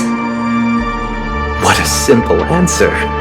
You, too, understand that idle chatter leads only to poverty. Did you hand over the cornerstone to the family when you entered Penacony? Yes. Does the cornerstone you handed over to the family belong to you? Yes. Is your cornerstone in this room right now? Yes. Is your memory free from any kind of tampering or deletion, encompassing but not restricted to the techniques of the Garden of Recollection? Yes. Are you an Avgin from Sigonia? Yes. You even know about that? Do the Avgens have any ability to read, tamper with, or manipulate one's own or another's mind? No. Does it matter?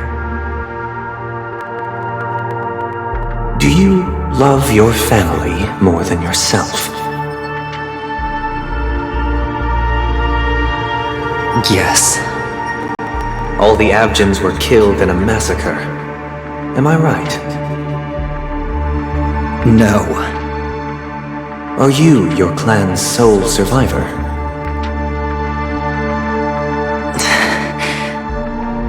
Perhaps. Do you hate and wish to destroy this world with your own hands?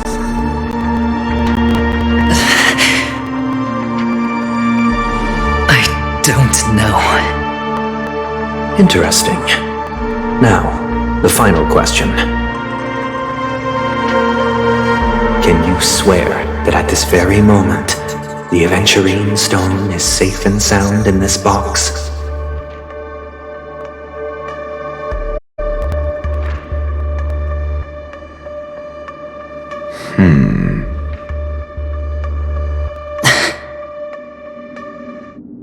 Of course. Looks like we can get an answer. Open it, Mr. Aventurine.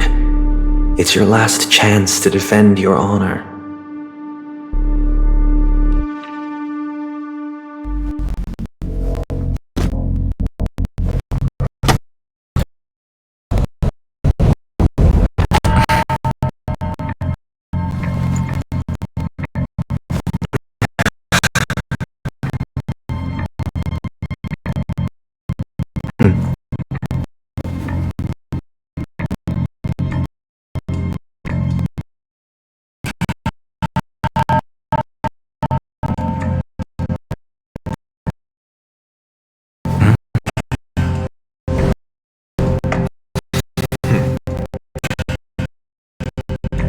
Please.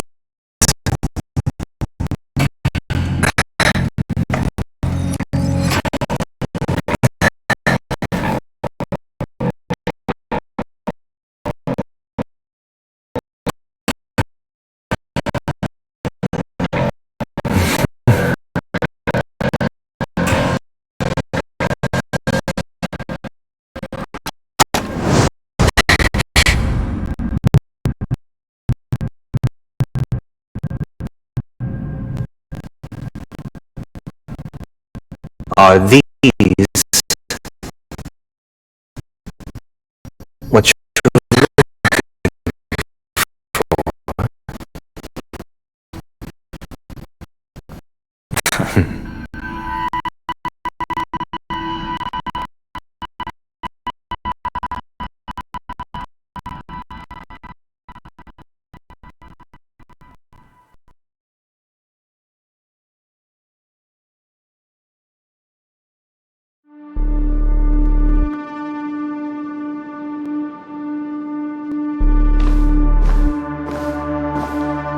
Since you came as promised, learned doctor, does this mean that you are willing to take the side of the family in this farce?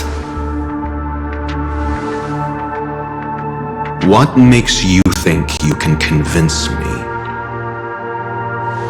I've heard you haven't enjoyed Mr. Aventurine's company. I also understand that you're an avid learner who sees the pursuit of knowledge above all. In that case, you ought to realize that a competent scholar knows their position and wouldn't forsake more vital matters for the sake of petty pride. If you agree to assist the family, I'll share our research findings on the Stellaron. You must be quite aware that, besides the family, no other faction is willing to share such information.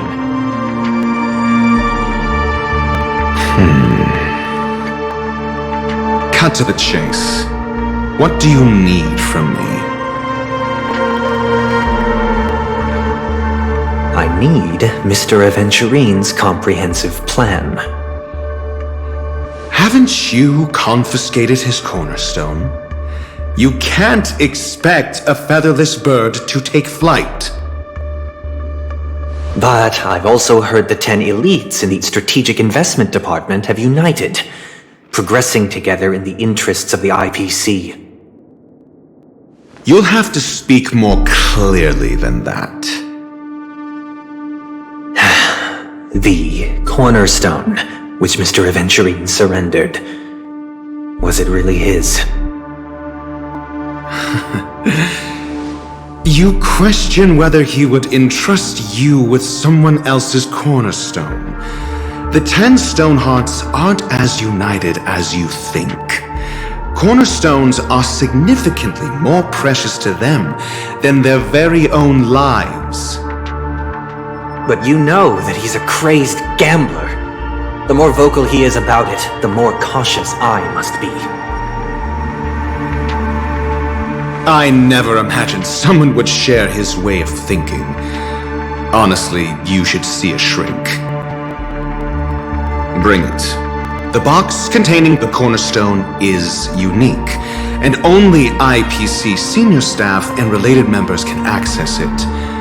But I happen to be among them.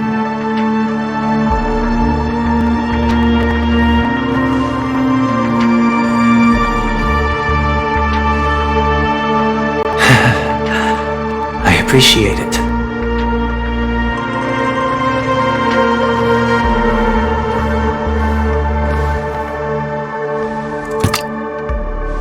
Unfortunately, your guess is correct.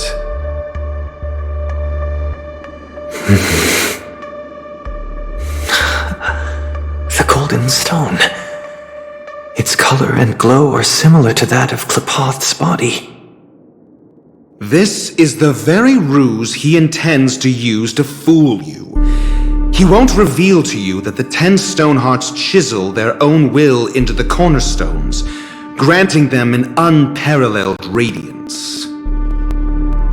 And this golden statue is also known as Topaz, not Aventurine, and it belongs to Topaz.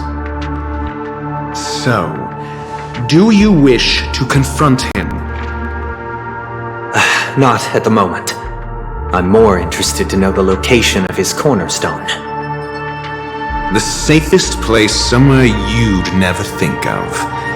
Because he never intended to hide it. In fact, that cornerstone has been in your hands from the very beginning.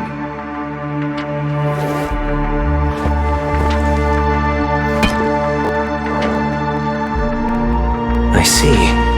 This bag. Mixing a cornerstone, more precious than life itself, with a bunch of worthless jewels, disguised as a gift of money waiting to be confiscated, is indeed in line with Mr. Aventurine's style. Then he makes up some trivial excuse, downplaying the matter, and requests the gift money. This is a gamble, one he's all too familiar with, betting on your single misstep, leading to a total loss.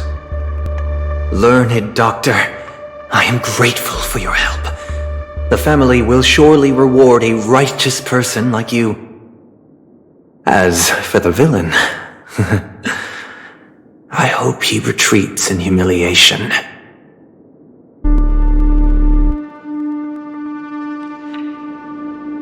It was all thanks to your friend with a keen eye that I could add a blot of utter failure to your storied career. Ratio, you wretch! Finally shown your true colors, huh? Oh, and just to remind you, you currently only have 17 system hours left to live.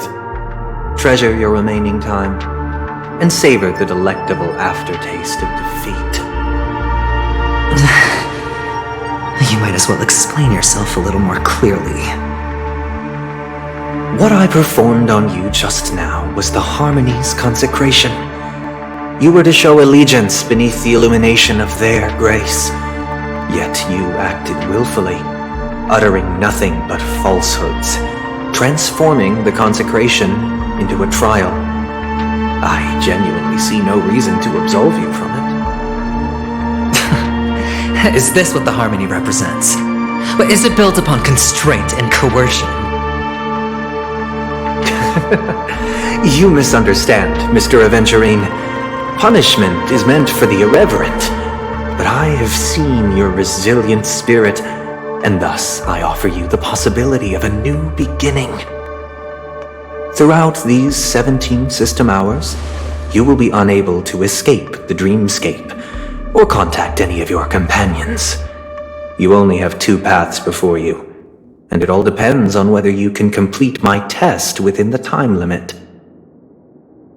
Should you succeed, you will be able to coalesce into the Harmony and be with your family. If you fail, you will suffer the wrath of the Eternal Centurion and fall into an abyss of doom. Sounds like I'm gonna end up the same either way. I indeed do need a servant to help me uncover the evil hidden in the family from an external perspective. I will purge the evil from the inside and bring the real culprits to justice within 17 system hours. When the time comes, compare your findings with mine. If both our findings align, or if you can provide me more insights, then they will truly be able to grant you mercy and honesty. Shameless hypocrites. You took everything from me and still demand the truth? That isn't fair. Your carnival reeks with the stench of cash. Nothing is achievable without it. This is meant to be an act of personal virtue, not requiring the family's support. Your bag is over there. Do as you please. I believe you can trade this bag of worthless jewels for everything you need. That's what gamblers excel at, isn't it? Off you go, Mr. Aventurine. You are free. I will wait here for your good news.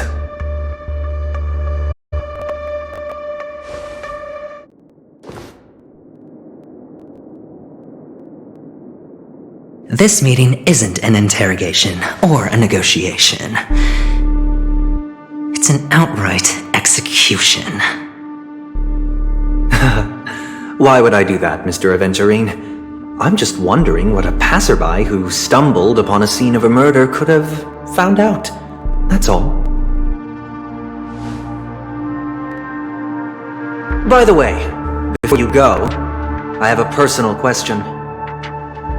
What is it now? Do you truly wish to bring about the destruction of this world?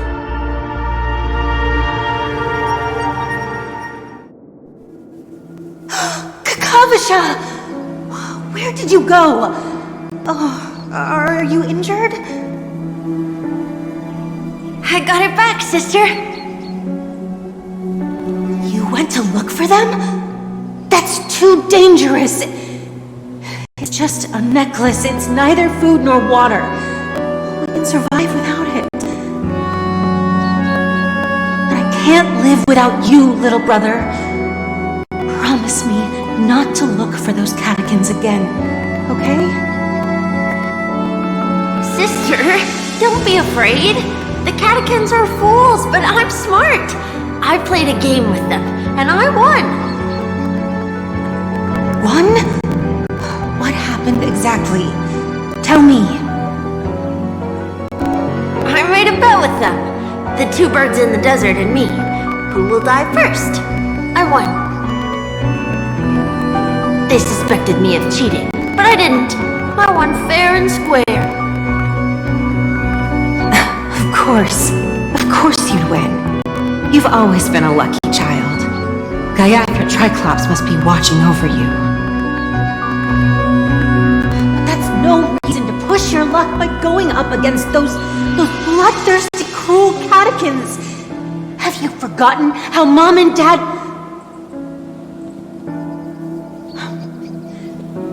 Look, this is just a necklace. But Kakavasha, you are my only family.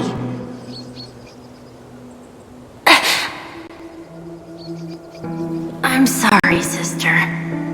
I thought you'd be happy. Because Mom left you this necklace. There'll be no next time.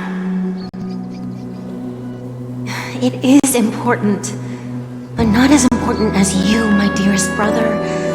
I don't blame you, but you must remember what Mom said.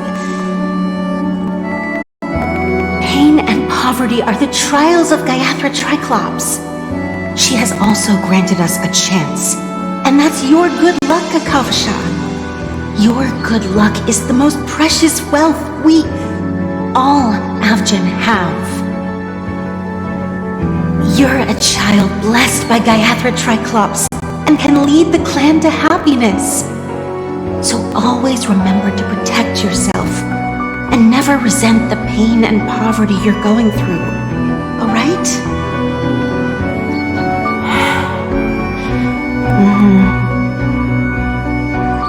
Listen to me and swear to Gayathra Triclops. Okay. We'll swear to Gayathra Triclops to protect this wealth. But sister, if Gayathra Triclops was really watching over us,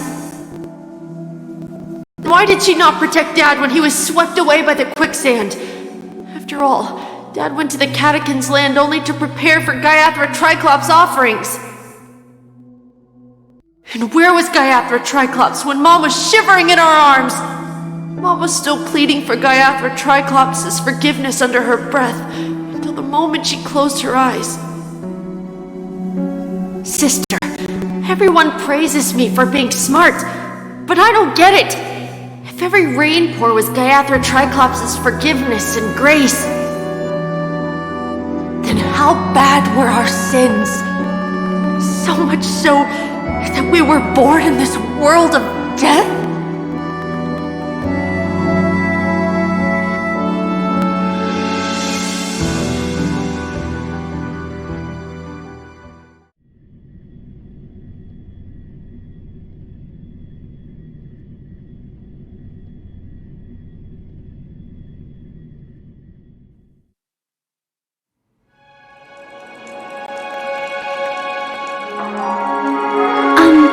Excuse me. I can't seem to find any information on this artist in the Iris family archives. The photo you provided also doesn't show any matches. Just as I thought. I'd like to ask, what kind of traces do people leave when they enter a dream? Are you referring to the records when you enter the dream pool? The equipment will monitor physiological indicators such as heart rate, blood oxygen levels, and body temperature in real time. This data will be included in statistics and handed over to the family for the screening of any data anomalies. Immediate action will be taken once any illegal behavior is detected.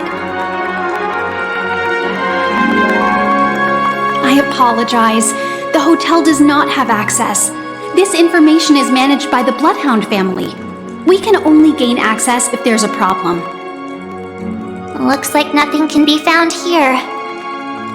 At least we know who to look for next. We can ask the Bloodhound family for information. Thank you for your assistance, Miss Allie. By the way, is Miss Robin doing fine? We are looking forward to her performance.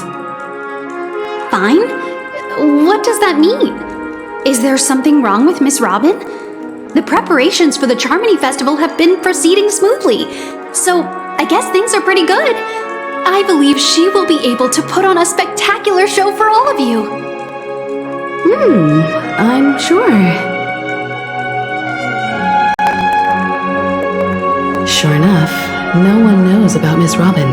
I'm not surprised. But that Miss Firefly is truly mysterious.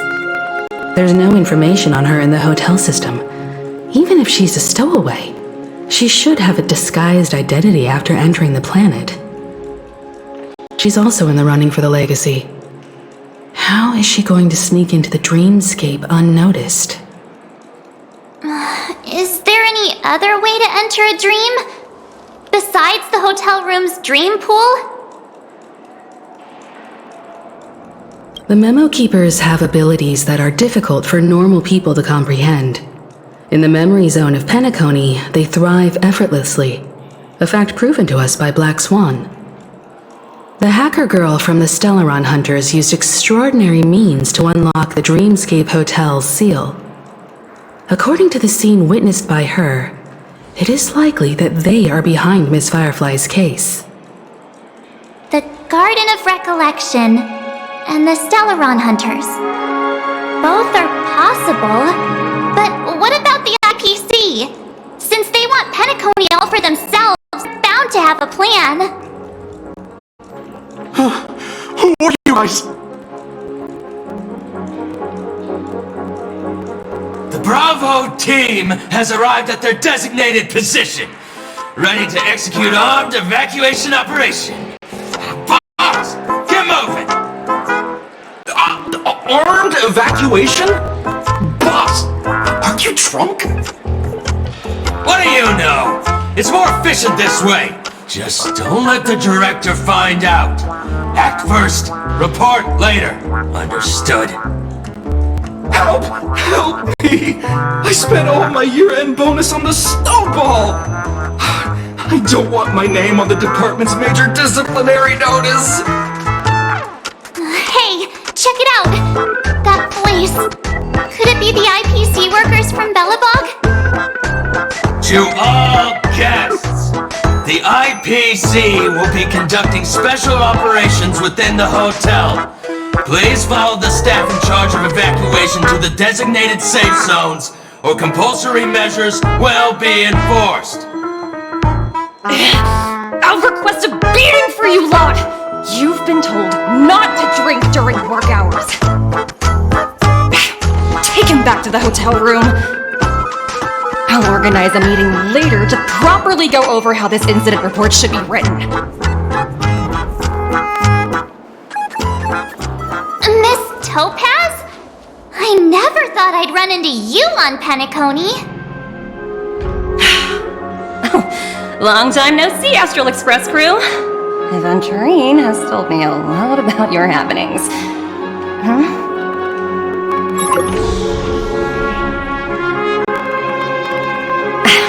It's fine. Do as they ask and try to avoid any conflicts with the family. Report to me before taking any action. Yes, all right. As you see, the IPC isn't very popular here on Penacony. Cordiality from the family is a mere facade.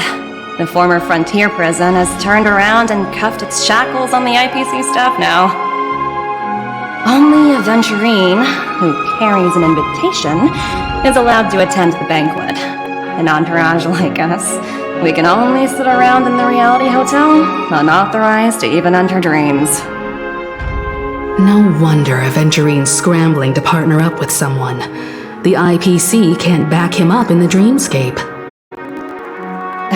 His situation isn't optimistic, I hear. You're all helping to investigate some dirt on the family, are you not? Let me know if you need anything outside the dreamscape. The IPC always treats its partners well. Thank you, Miss Topaz. We're on our way to the Hounds to verify some intel. Perhaps you've had dealings with them? Yep, they're tailing us right now. Why not go and talk to them? It'll take the spotlight off me.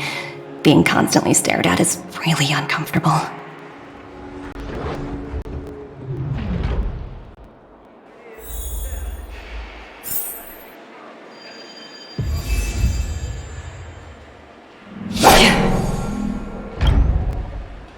How does it feel to be in business with Aventurine? I bet you're not used to it. That's just his style. All or nothing is his mantra. He's always cozying up to his clients while egging them on to undertake some dangerous assignment with him. But everyone has their merits, so I won't comment further. But Aventurine's luck has always been good. He's always closed all his cases without a hitch and basically never lost a gamble. Which is why, on the issue of retaking Penacony, I'm watching with keen interest.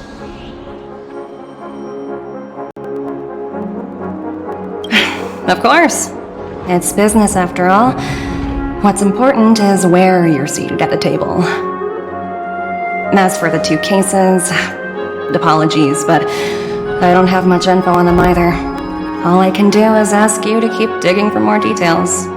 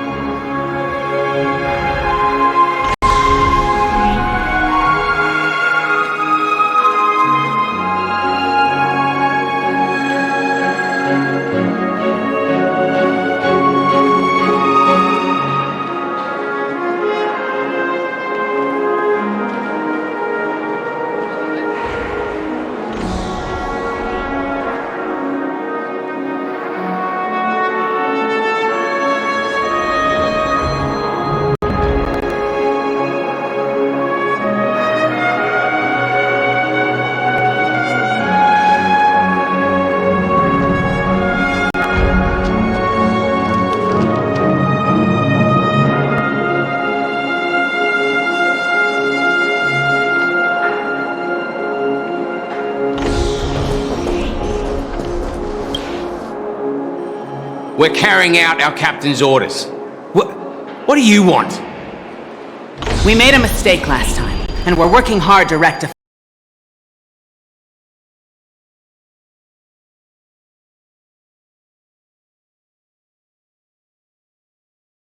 time for anything else. Surveilling the IPC executive Topaz, ensuring that she stays put at the Reverie Hotel during her time on Penacony. We've got the right one this time. So that's it. They were the pair who were after Firefly at the time.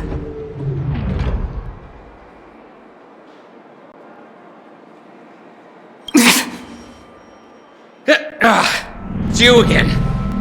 Back for more trouble? We're not afraid of you this time. Well, spit it out. Stop bothering us if you've nothing important. So you know each other. Why do you keep running into people you've beaten up before?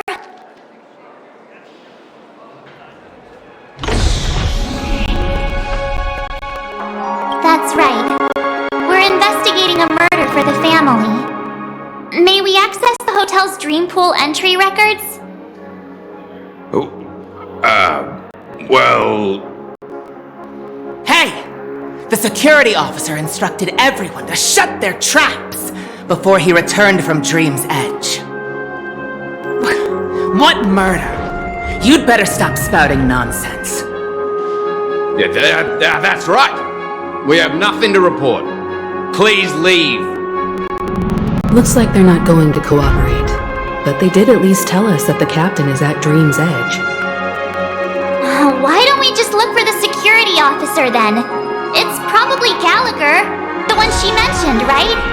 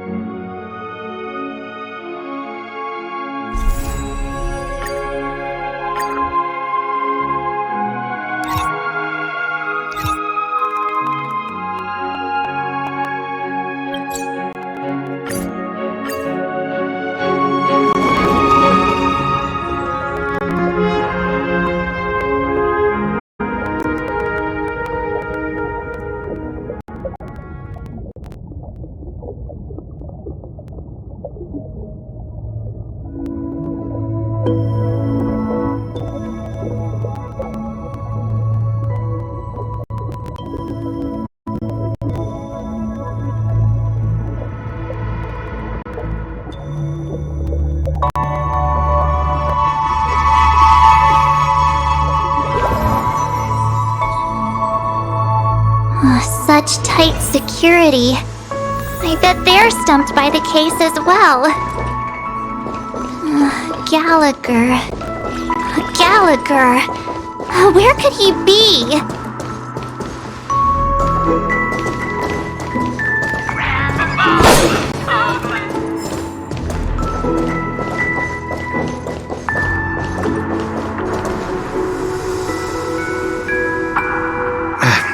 Apologies. The Bloodhound family is running an investigation up ahead. No unauthorized personnel allowed. Hold on a minute. I think I've seen you before. The gray-haired one. How much trouble have you stirred up exactly on Penacony? You think you look alike? Wait, are you for real? Not possible. It was you the last time, yelling about some clockwork friendship while beating me up with that silver-haired girl.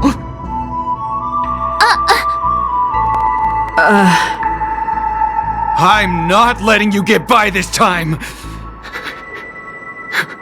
Please leave, or I'll have to get on my knees and beg you. Huh?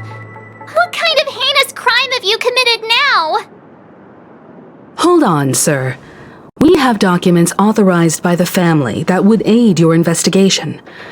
If it wouldn't trouble you, could we see this Mr. Gallagher? Who exactly is this Gallagher you keep talking about? There's been a few people mentioning this name. Even the one with the gray hair. He didn't send you all here? It was the security officer who dispatched us. That's all I can divulge. He'll do! He's the one we've been looking for! Sorry, no can do. The boss said that since it's a matter of the family's reputation, no one's allowed through. Everyone, please leave. There's really no need for us to make things difficult for each other, right? We're really sorry for troubling you. Let's think of another way. Another way. That's it! Didn't they say something about that? What was it? Clockwork? That got this guy to change his mind. Can you perform it again? That, clocky magic. Please?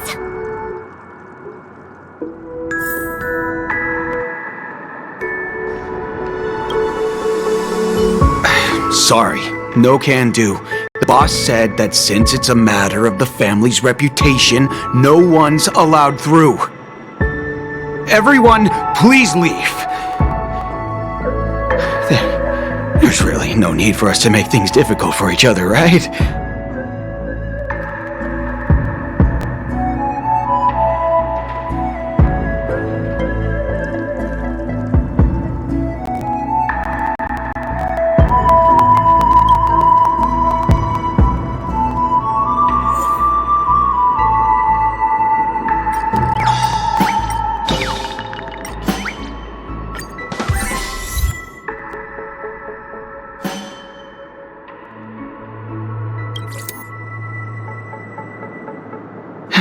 Let me see what time it is now. Whoa! It's this time already! What? Time to clock out! And no one's gonna stop me.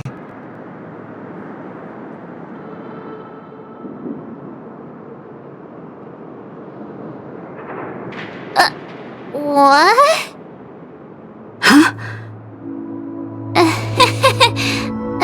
This clockwork trick of yours, it's kinda dangerous. At least he won't be getting in our way again. Let's go find that Gallagher and ask him the intricacies of the case. I was wondering what all the commotion was. Huh. Oh, it's you guys. Welcome. Since you made it here, what can I do for you? Hello, Mr. Gallagher, sir. Judging from your tone, it sounds like you were expecting us. Miss Himiko, you're too polite. There's no need to call me sir. Mr. Gallagher, you even know my name. Of course I do. You folks are from the legendary Astral Express, and honorable guests of the Watchmaker. I had an encounter with this lady in the Golden Hour. I remember that little silver-haired girl was there too. I'm sorry for what happened to that kid. This is also the reason why we've come to visit you, Mr. Gallagher. The Express can't just overlook the death of that child. So we've decided to help the family get to the bottom of it, in the hopes of getting justice for her. The Nameless involved with the family. What an unpredictable twist of fate. Why? What's wrong with the family? It's nothing. On Penacony, everyone loves the family.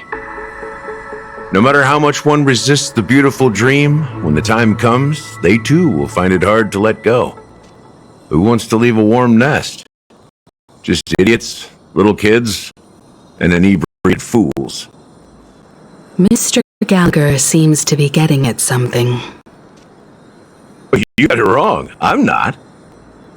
You want to discuss the case? Sure. Come with me. This is not a good place to talk. Let's go elsewhere.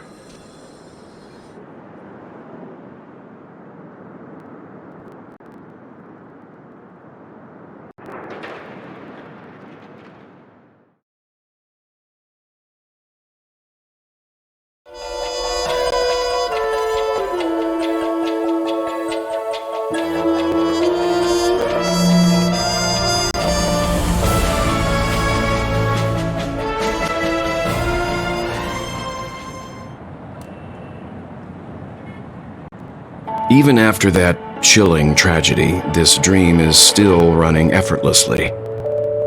Other than the family of the Harmony, it's hard to imagine any other power in the universe that could sustain a building of such magnitude. The family itself is a huge, perfect building, like a living idol. Each member of the family sees themselves as a piece of the divine puzzle, revolving around a singular core and a shared ideal. Under their command, they loyally fulfill their roles, offering themselves while also receiving sustenance in return. Interesting analogy. Perhaps that's why Penacony's beautiful dream has persisted for so long. But the human body has its limits, and so does the Divine's. That doesn't sound like the kind of comment a Galaxy Ranger would make. Just pointing out the facts. Mr. Yang will definitely have a better sense of what's going on than I do. Why do you say that, Miss Acheron? The beautiful dream is crumbling. But not because of a particular eon, a particular faction, or a particular visitor. Its collapse stems from a certain inevitability of human nature. The family refuses to acknowledge this, and it has ultimately backfired and become a catalyst. As people immerse their souls in the dreamscape, where consequences and pain cease to exist, and only ease and pleasure prevail, they draw closer and closer to necrosis. Regardless of the perceived bliss, death looms as the inevitable conclusion. Also, this necrosis will diffuse and spread. One piece of the puzzle's mutation will eventually cause the entire building to shake, break, and crumble. In the end, the dreams that people built in the name of freedom became the cage that imprisoned them. I'm sure you've gained a lot from this trip, Miss Acheron. Are you willing to share your findings with me? Of course. That's if I remember.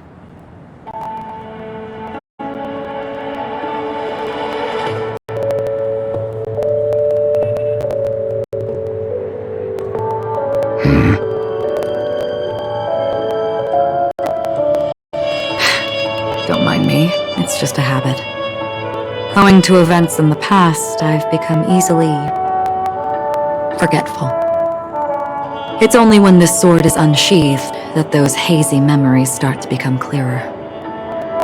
Take your time. That should do it. I vividly remember everything that occurred on Penacony. Ask away.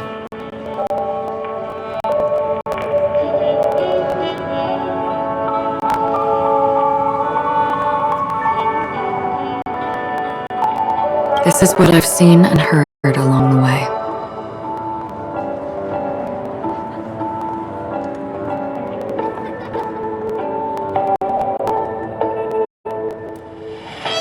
Someone once said to me, Penacony wasn't like this a long time ago, nor should it be. I've traveled through the reality and dreamscape of the planet of festivities, watched the tides of night rise and fall when time stopped for people. Where the spirits of the rich and impoverished remain forever fixed on their own scales. This is why I think the collapse of the beautiful dream is inevitable. There might be a way to change everything. Perhaps. But this is indeed the world that people desire. If this is precisely why life chooses to slumber, should we still seek to change it?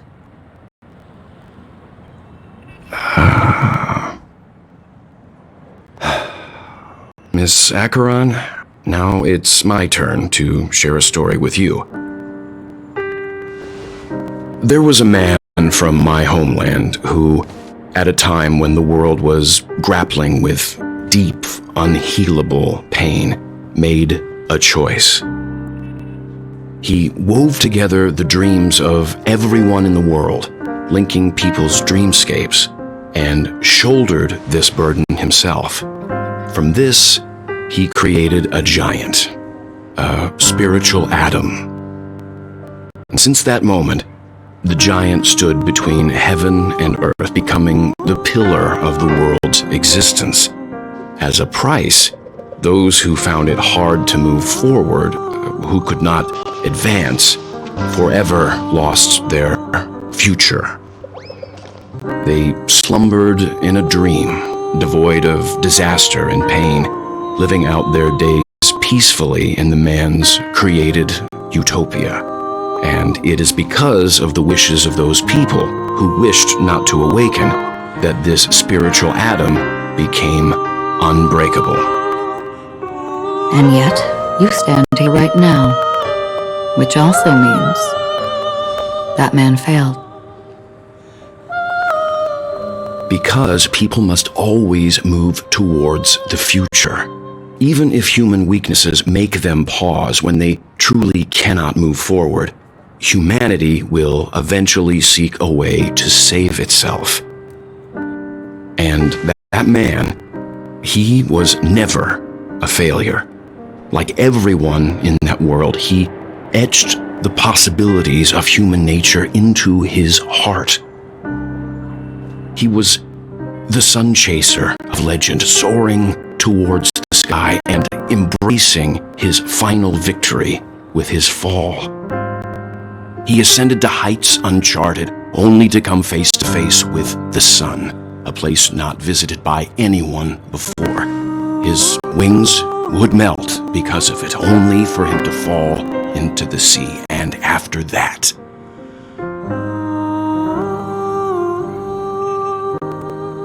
countless others would surpass him, soaring to even greater heights. A fitting metaphor for the nameless, trailblazing spirit. Thank you, Mr. Yang. I know what you wish to confirm. The universe has innumerable similar, yet different worlds. In these worlds, there are innumerable people who look alike, yet don't. I too have embarked on journeys, encountering old friends with familiar faces on different worlds, witnessing their destinies follow paths similar to mine. So I will tell you, even if not completely similar, the story you just told, it overlaps with my past, and within that abyssal dream, I ended that man's life, alone.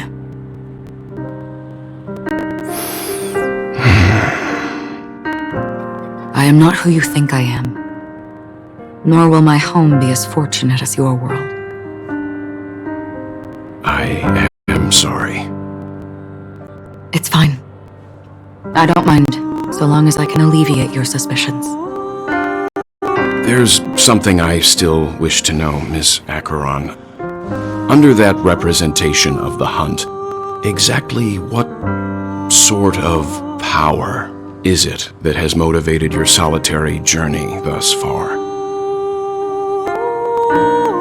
Mr. Yang, before answering that question, I wish to continue the previous topic. I like your analogy very much. Indeed, birds are born to fly. But in a distant past, their ancestors could only gaze at the sky in envy. They saw that faraway ray of light from above the heavens, piercing through the clouds and blanketing the earth. And so, time and time again, generation after generation, the birds spread their wings and took to the sky, attempting to touch its ceiling, all because the sun was there. Then, what if the last bird finally soars into the sky, only to realize that the end of the light is not the sun, but darkness?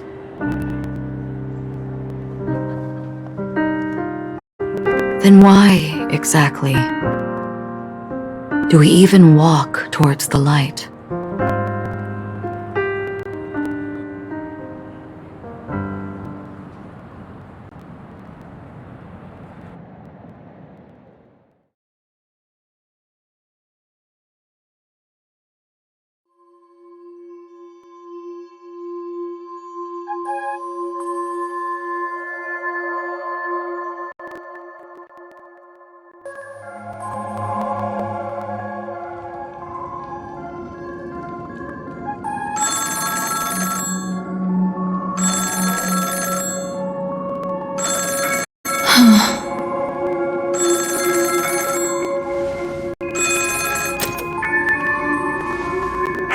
time no see.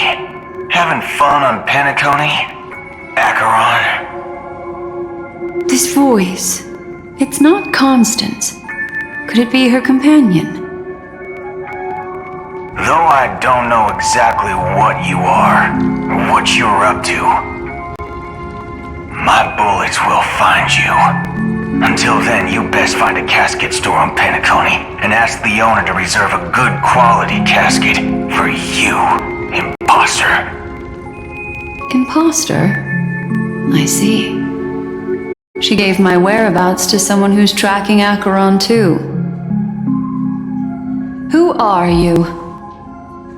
Huh? Did I make a mistake? Who the heck are you? I'm the Garden of Recollections memo keeper.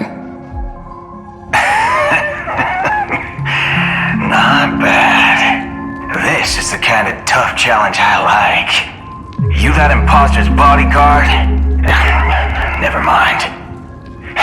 It's fine. I'll leave a round for you. So get that forehead clean and wait for me.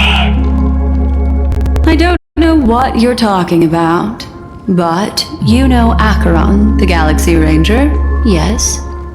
I have something to ask you. Are you asking me to write your will? Sure. Go ahead. Not quite. I only want to ask, how exactly did she become a Galaxy Ranger? She's clearly not a pathstrider of the Hunt, but you are, aren't you? Tell me, what's Acheron's deal?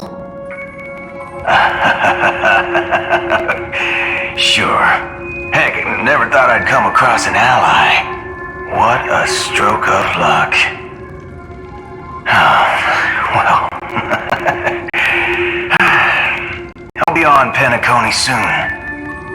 Memo Keeper, go buy a bottle of Hasdana's White Oak and warm it up, and I'll raise a glass to you. That lady's passed. Well, nobody knows. But if all you want is a simple answer, sure, you best get a chair and take a seat. That woman, named Acheron, is an emanator who should not exist.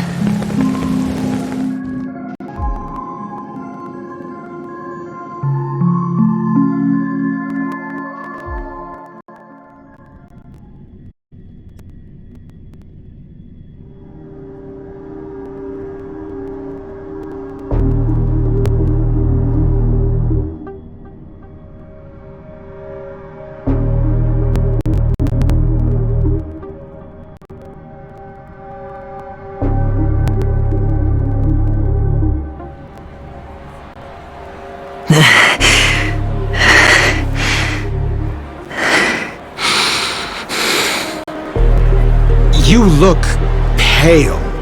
Or is that also part of your act? I didn't think you'd have the nerve to show yourself. I thought this was exactly what you wanted. After all, I faithfully fulfilled my duties as you instructed. Just tell me if you can't hold on any longer. So, the genius of the Council of Mundanites wants to be my Undertaker now. My, what an honor. Yes, and I'm pretty sure the people at the Strategic Investment Department would love to be notified of your death in due time. But let's not forget, you won't be seeing them, because I'm the manager of this task. Great. Then tell your people that Aventurine is ready to go in 17 system hours. Oh, you've got a lot of nerve. How exactly do you plan on completing your task while your hands are tied by the Harmony? My conversation with Sunday convinced me that there's a traitor in the family, and that they hold the secrets of Penacony. So, I took the opportunity to set everything in motion. I even managed to recover the gift money. Things haven't gone this smoothly since I walked through the doors of Reverie. Now I'm only one step away from victory. Let's just wait and see. Sounds like a very elaborate way of saying that you failed. That's all I can say. Have you forgotten, Doctor? You betrayed me. Go. Do what you must. I look forward to the sight of the IPC fleet surrounding Penacony.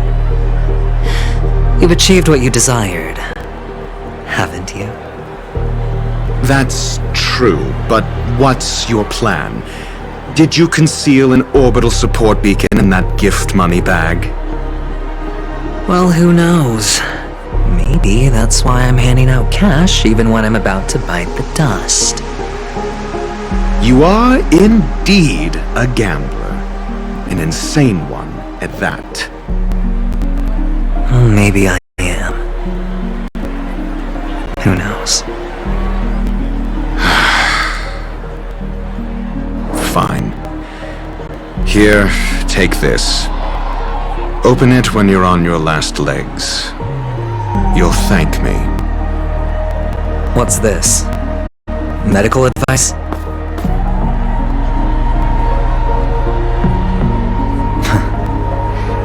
You catch on pretty fast, Doctor.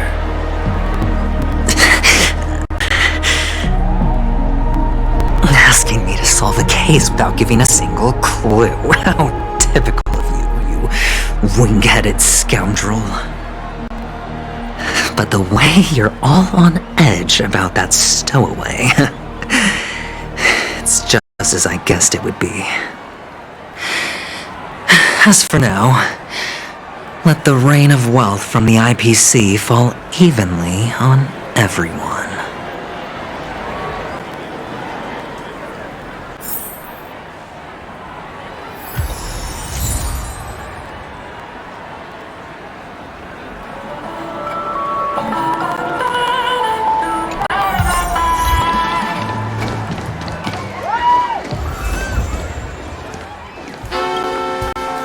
Would you be willing to support my performance?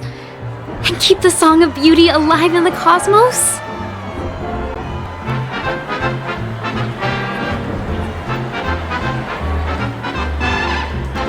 Wow, how fabulous!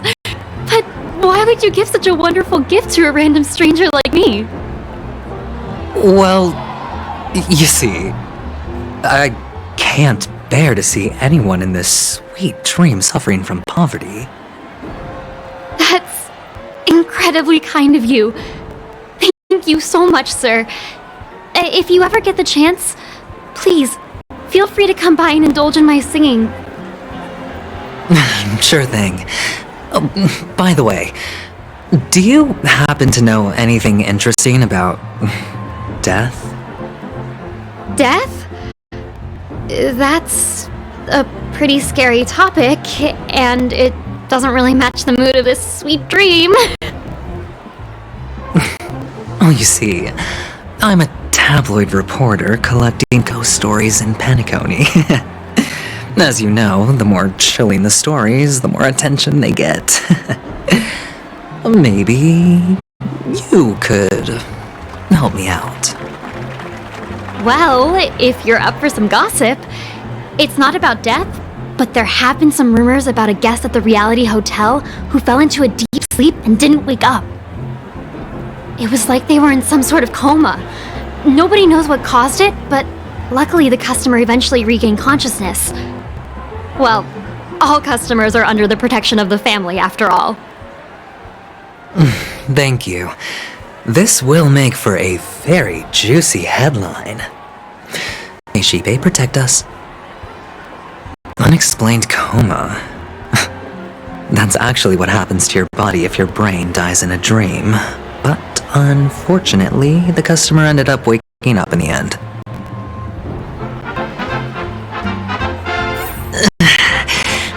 I can feel something inside my head.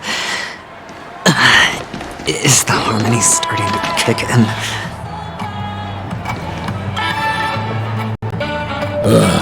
The world has truly lost its way.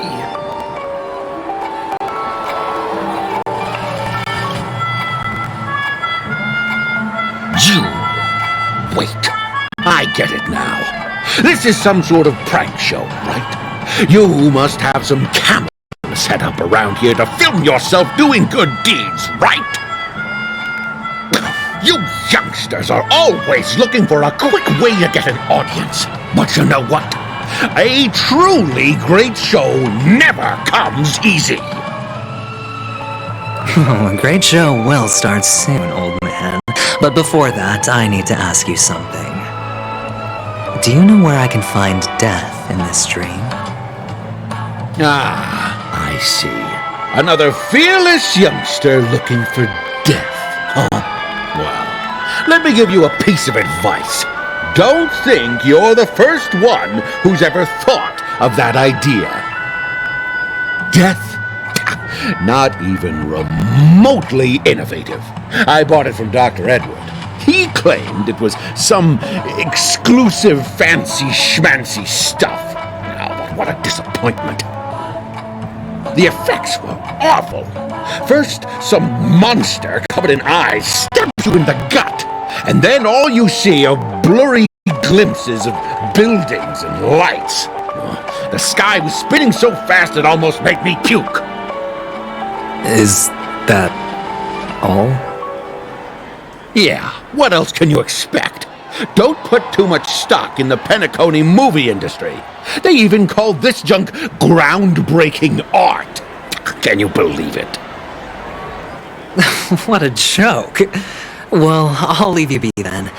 I hope you have a wonderful day. A monster covered in eyes. That sounds like the Memory Zone meme. But buildings and lights... I don't think those have anything to do with death.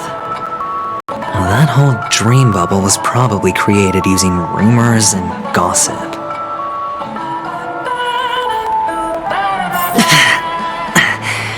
The disturbing voice in my head. It's getting closer.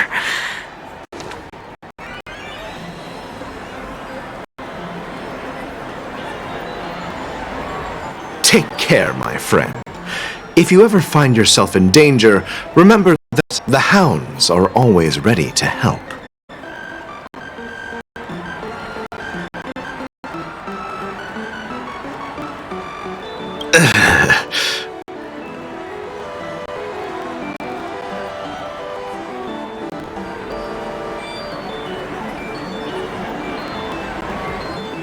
You don't look good, my friend.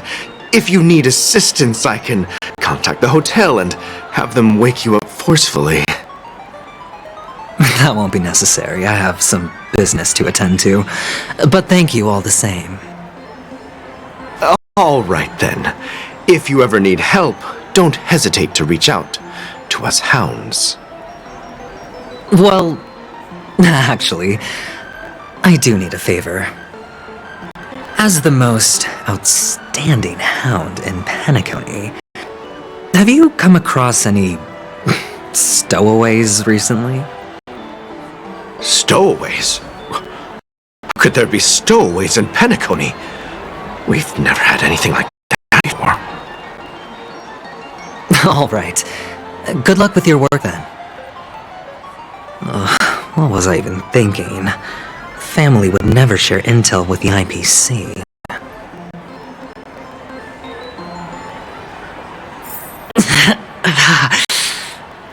Does anyone have to go through so much torment before joining the family? Darn it.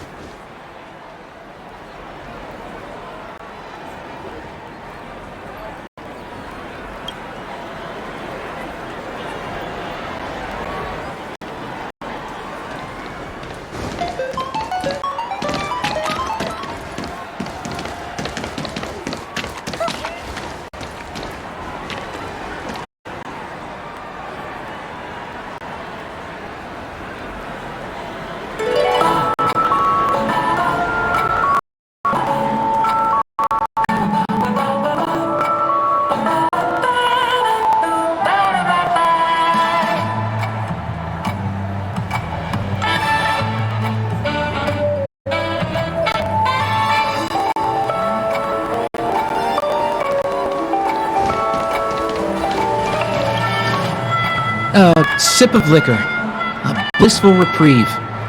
To drown 1,000 sorrows. Let worries leave. I know I have what it takes to become a poet.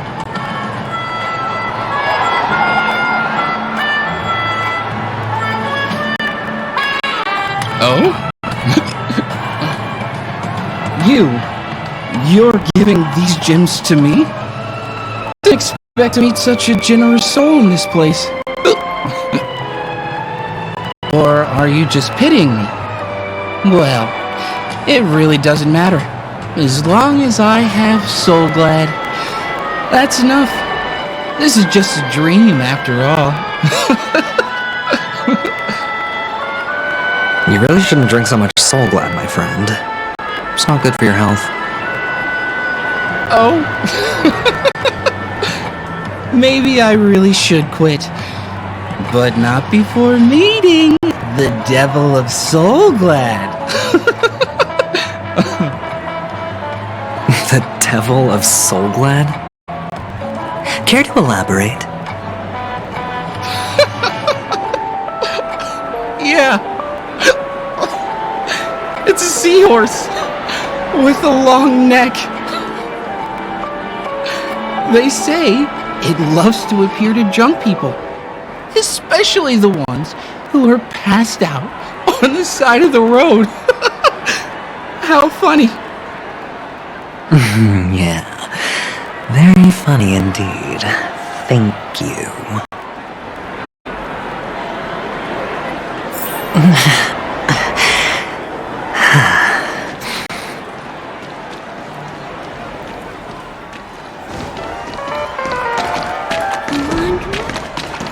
Not enough credits left? Where do I recharge? You want to talk to me? Sure, but nothing too sensitive, okay?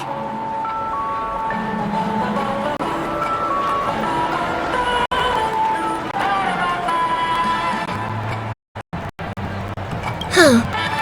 Wealthy people have fancy ways to enjoy this dream. But to be honest, I've never seen anyone who gives out money to others like you.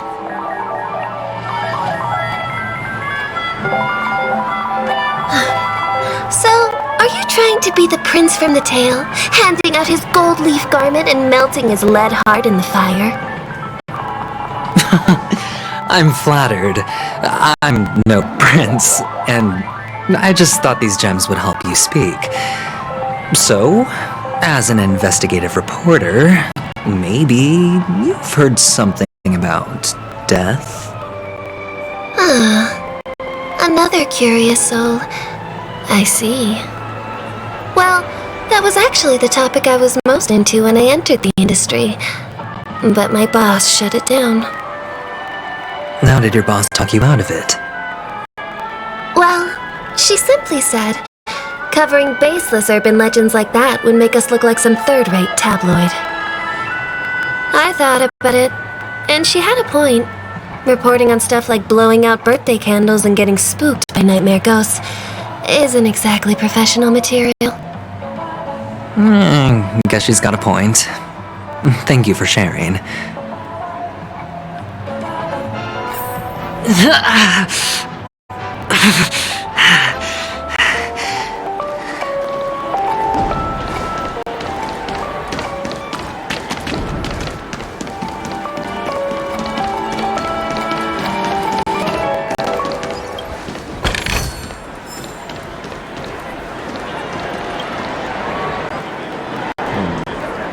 Were you wanting to talk to me? Sorry, I thought you were checking out something behind me. Is this a gift for me? Are you sure this isn't some kind of mistake? Yes, it's for you. Just take it. Is this for real? Someone is actually giving me a gift. Not for my parents, but for me. Thank you. Thank you so much. Oh, it's not much. I just want to ask you something. I knew it. What's on your mind? Are you trying to ask about my father or my mother? Neither.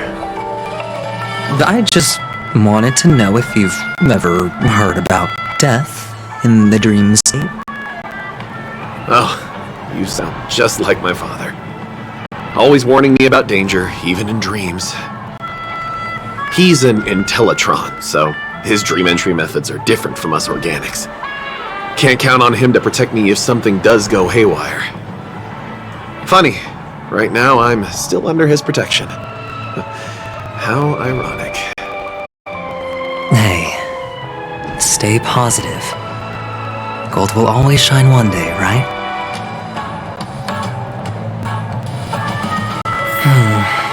The Devil of Soulglad, Dangers in the Dream, and Nightmare Ghosts. Well, surely death is a...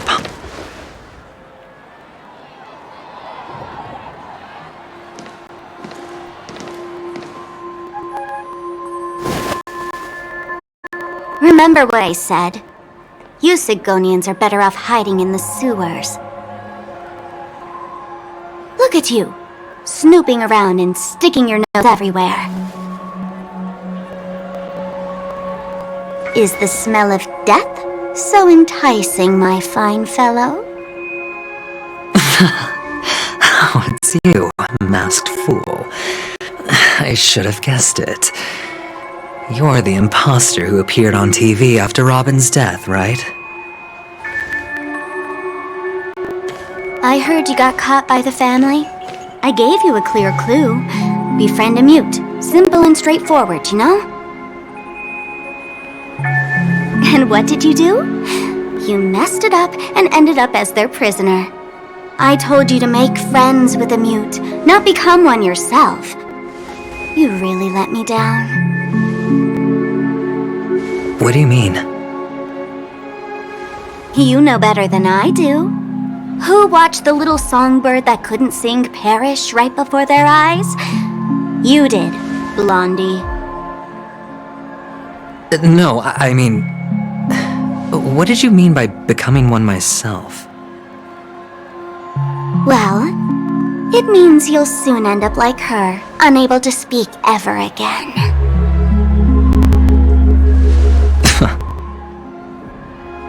But it's a good thing if you ask me, because... Because I'm getting closer to the truth, right? Oh?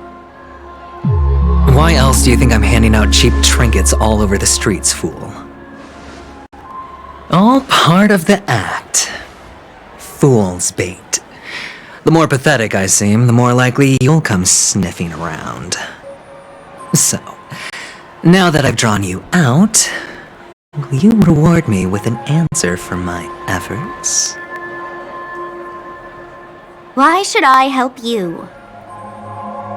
Don't you want to see Penacony descend into... chaos?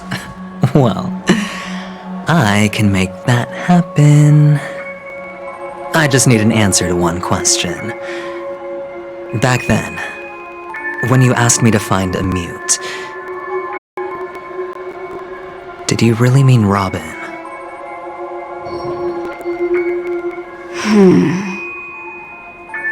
And what if I say no? Then I'll thank you. Oh, the word no has never sounded so pleasing. Well done. I admit I underestimated you, but what difference would it make? Let me tell you something. There were 2 mutes, but one is dead now, and the other, though he's still in Penacony, I'm afraid you'll never find him again.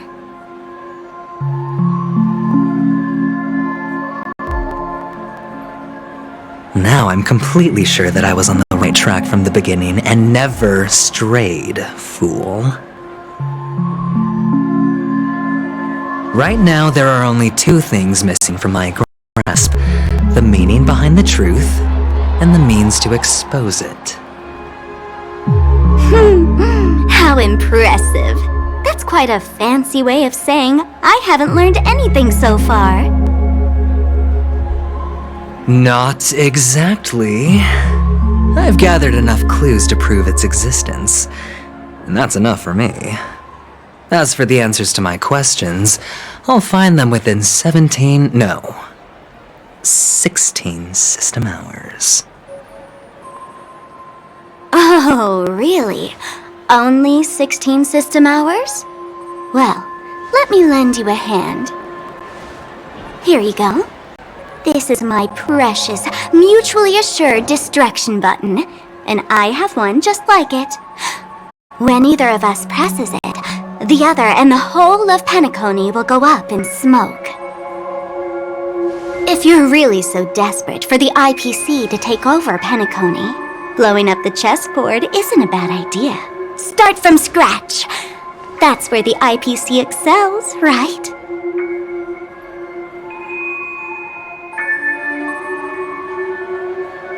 Just press the button when you're at your wit's end.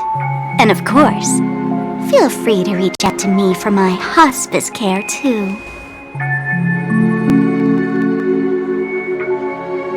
Oh, a deadly button, huh? Well, I guess the family didn't take your threat seriously at all. Otherwise, how on earth did you manage to bring it in here? I have my own ways. That's all you need to know. Well, I'm afraid I'll have to decline your offer. Who knows if your little gadget will actually work. By the way, I have no plans to search for the other mute friend you speak of, but it's good to hear that he's still here in Penacony. I'll handle the rest myself. I'll orchestrate a grand finale for the downfall of the family. And at the climax, the walls will crumble, people will wake up, and those who couldn't speak will find their voices again. When that time comes, go ahead, press the button, light up the sky with a magnificent fireworks display for me. Catch you later, fool. You're still talking big, but sure, if that happens, I'll stay true to my word. Just don't let me down now, okay?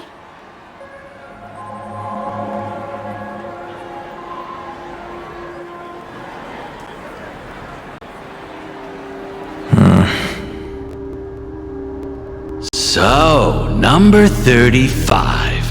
You're back. Like your new lucky charm? Can a commodity code really be considered a lucky charm? Silence!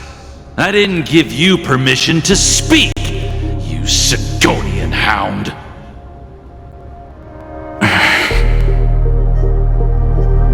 The guys in black didn't say much, so I've no idea what you did to save your skin in that massacre back in the day. But I figured you must have had good luck, so I bought you. From now on, you and your good luck are my assets. Are we clear? Your first task is simple. In addition to you, I've purchased 34 other slaves. Go and play a game with them. You came out alive after 2 days. It proves that you are the real deal. You're insane. Testing out if you're a good product. Aren't you worried that the money you spent on me will go to waste? I've got stacks on stacks, Blondie. The slave market is never short of self-righteous brats like you. But you look good, and that's why many customers are betting their fortunes on a scrawny brat like you. So go along now and don't let your master down.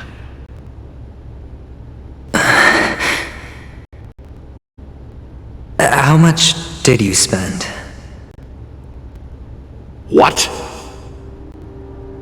My price. How much did you pay for me? Huh. You really want to know? Well, it was 60 tanba. No more, no less. I'll take my chances. 30 tanba. If I come back alive, you'll give me 30 tanba. Deal? Are you trying to strike a bet with me? Oh, you've got some guts. Yeah, sorry, but that won't do.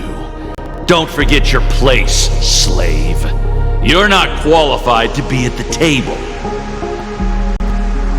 You're just a chip. A life thrown away in someone else's hands. Either you come back with more chips for your master, or you never come back. It's all or nothing. Don't embarrass me, my lucky hound.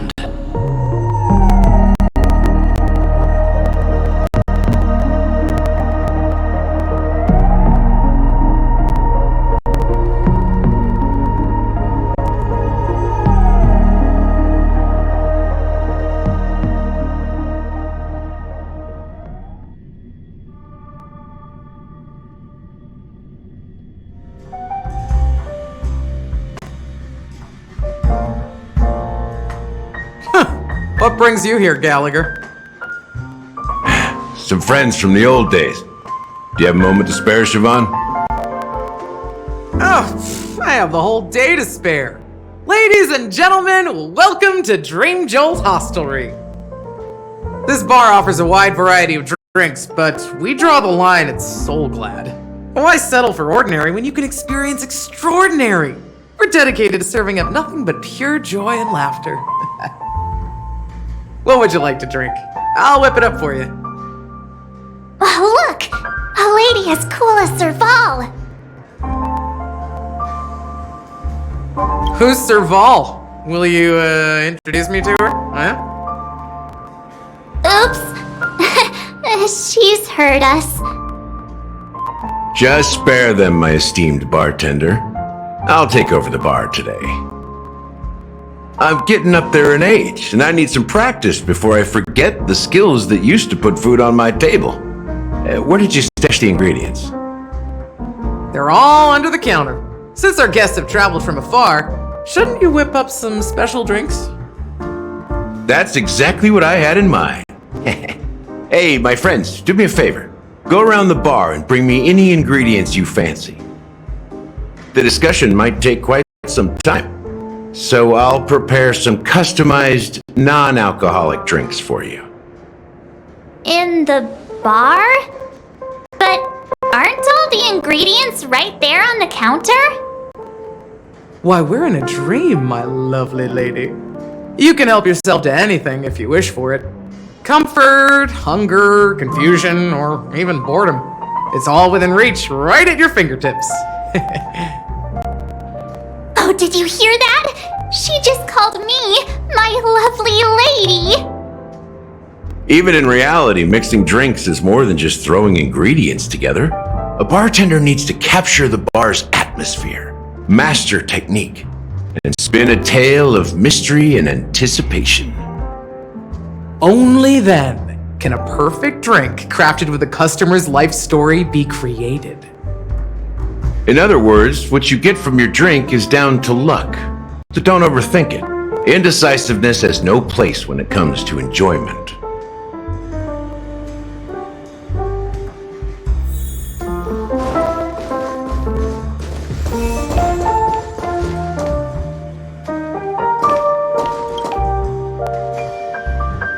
Check out this bottle. The liquid inside looks beautiful. And the label reads, Dream Syrup. Thick. I don't see an expiration date, but the production date is half an amber era ago. Ugh, drinking this stuff can't lead to anything good. That's for sure. Ugh, the syrup is turned clumpy. I definitely don't want to drink this, even if it's not expired. Did you find the bottle of syrup I've been hoarding? Don't worry, it's all just a dream and it won't upset your stomach. It's been aging for years and should have a refined taste by now. Feel free to have some. It's perfect for entertaining lovely guests like you. Then we'll keep it for now.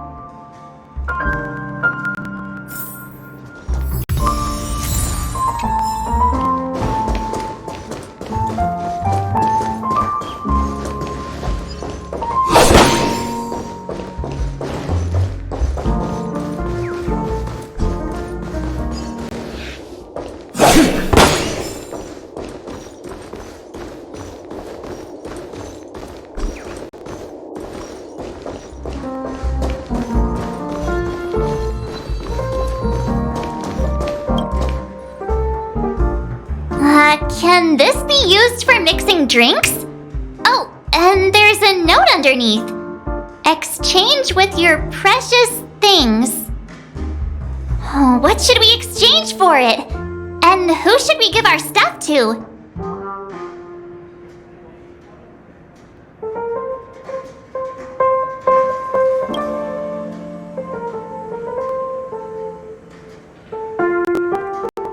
Hey, what are you doing? You can't just throw trash. No way. The words on the note are changing. Happiness is the dream of the humble. Does this mean we can take it? Something feels weird about this. Oh, that's quite a stash. Not sure if it's enough. Stay out of my way! I'm looking for Siobhan. Uh-huh? What's all the commotion about?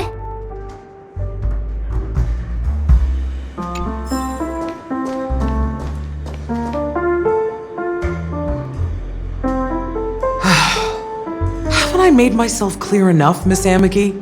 The Dream Jolt hostelry only welcomes guests who want to enjoy a drink to their heart's content. I'm sorry, but I'm not interested in your proposal. But you have the talent. You'll attract a huge audience. You're destined for the Iris stage, not for this rundown shack. Come with me. We'll become the talk of Penacony, a shining light into every corner of the dreamscape. Please, Siobhan, I really need you. As you see, I'm entertaining my guests.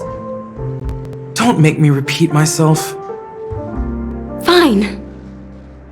If you don't come along, I'll just sit here and not go anywhere else. Give me a sparkling drink. Sweet. With extra ice. Just one moment. What's her deal? We can't discuss the case with other people hanging around the bar. Hey, can you do that clockwork trick of yours again?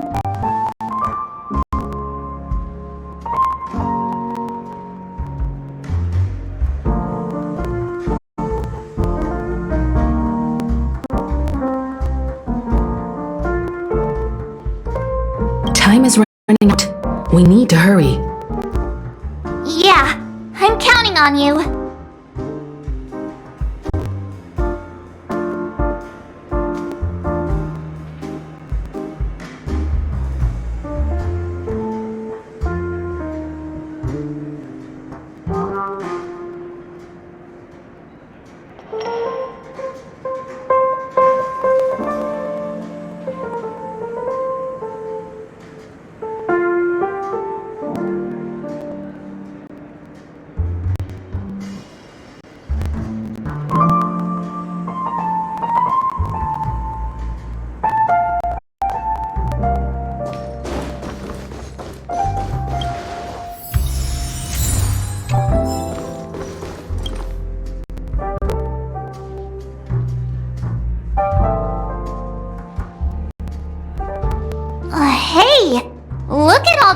chips scattered everywhere.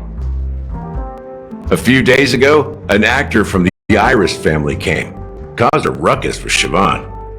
Those chips must have gotten scattered during all the chaos.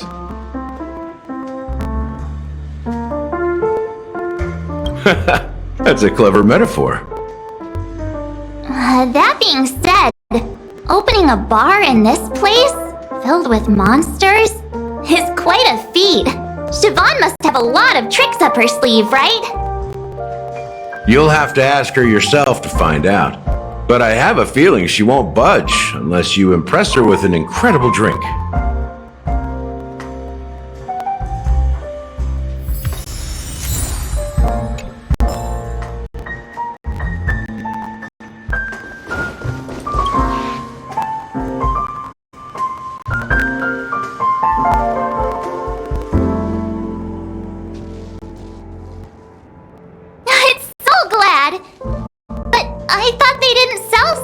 At the bar.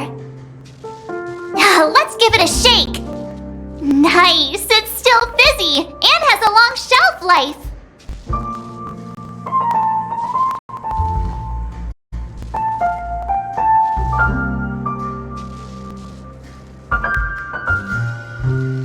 That's possible.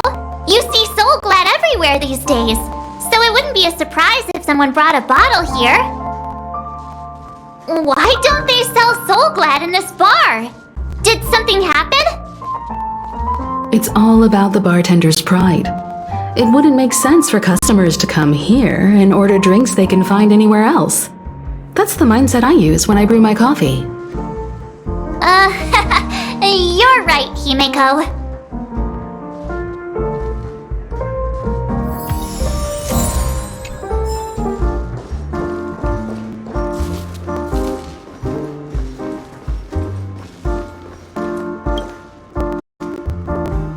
You're one of Siobhan's guests, right?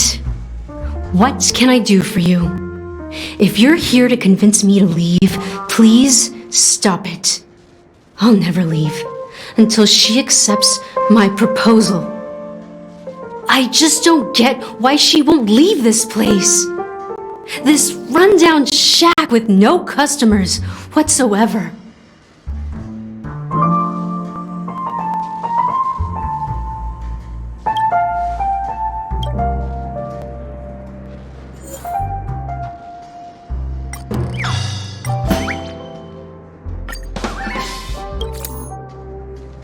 I've seen it.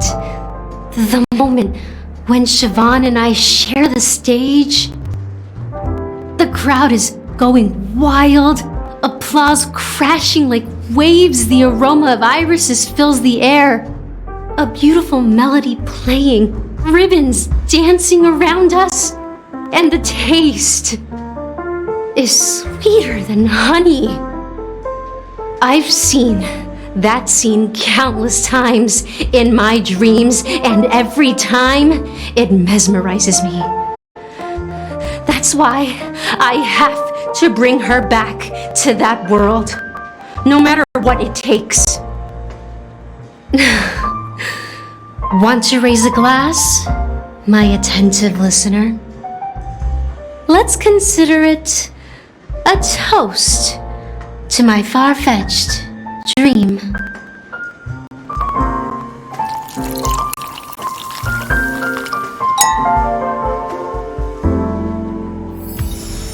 She's still not leaving. Maybe I'll have to try again. I just don't get why she won't leave this place.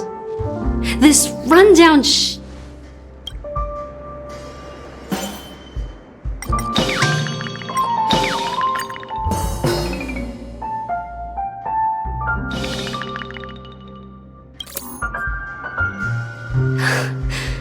It's ridiculous, right?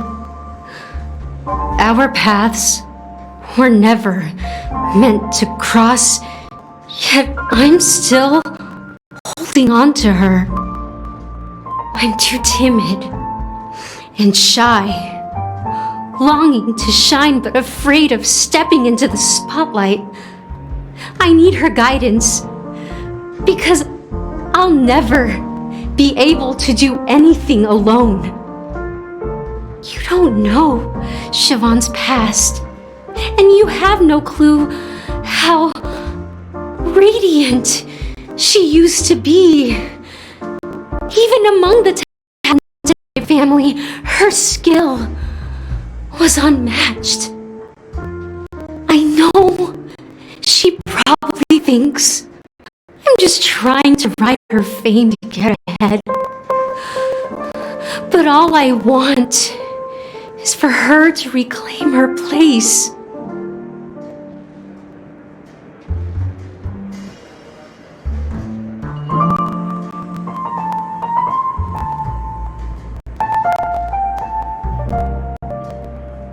She's still not leaving. Maybe I'll have to try again. I just don't get why she won't.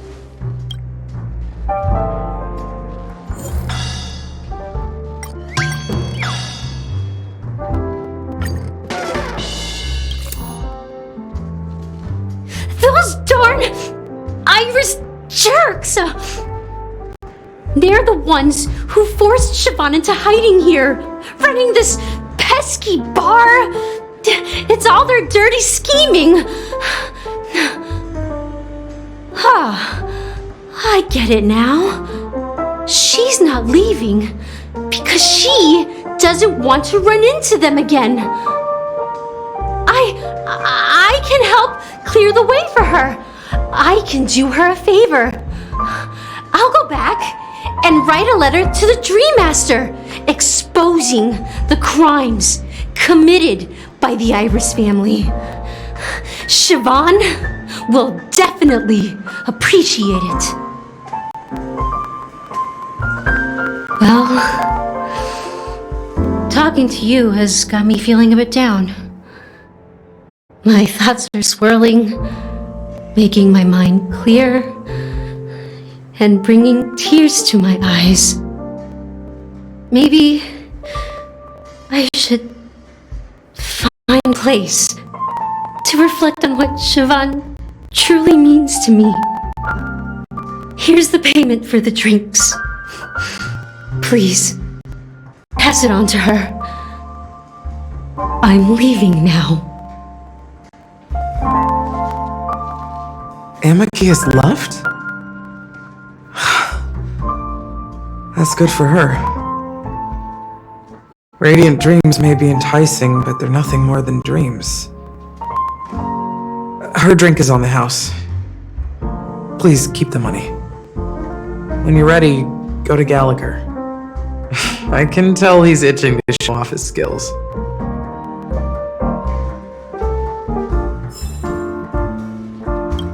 That being said, mixing a drink is way simpler than you'd imagine. Just pick your favorite ingredients, toss them in a glass, mix it up, and it's done. So go ahead, explore the bar, and bring me any ingredients you prefer.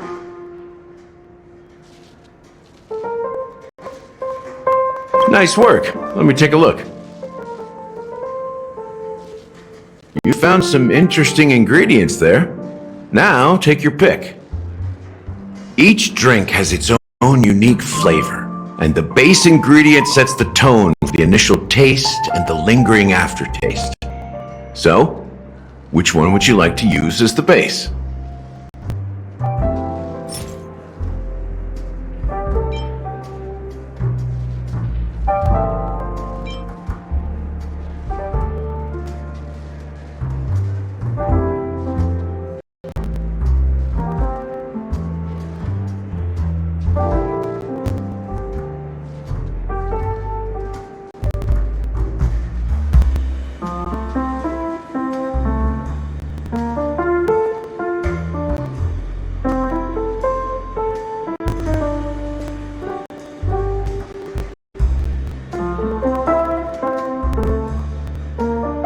The original formula is said to be Nunu's favorite drink. It's sour and bitter, and the bubbles burst in your throat like swallowing rusty chains, evoking thoughts of dungeons and prisons. Now that you've chosen the base, it's time to pick the adjunct, the ingredient that'll create a marvelous chemical reaction at the base. It should give an unforgettable taste without overpowering the main tone. So, what's your choice for the adjunct?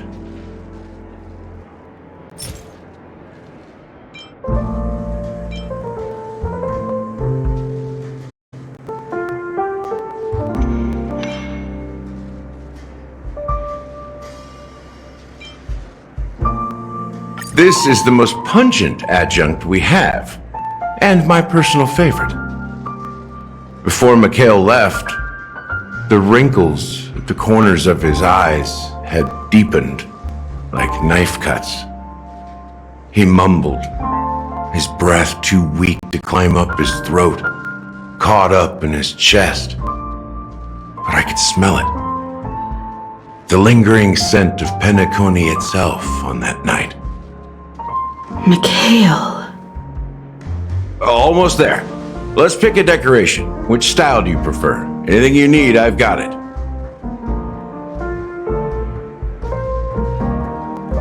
Concentric circles. May you always remember where you started. Well, it's done. Here's to you, innovator, with this glass of time to murder and create. To great vengeance.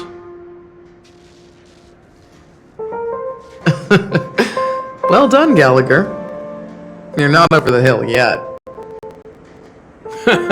So, are you satisfied? Oh, the flavors!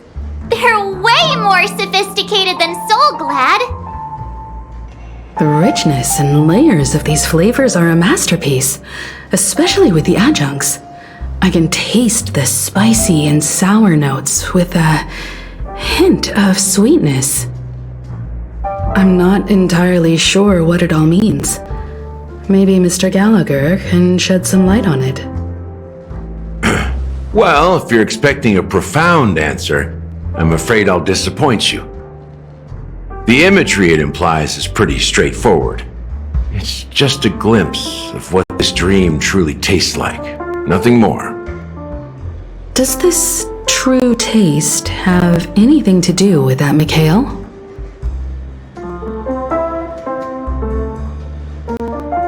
Yeah, that name does sound familiar. When you got knocked out by that masked fool girl, I think I heard someone calling that name. Do you remember?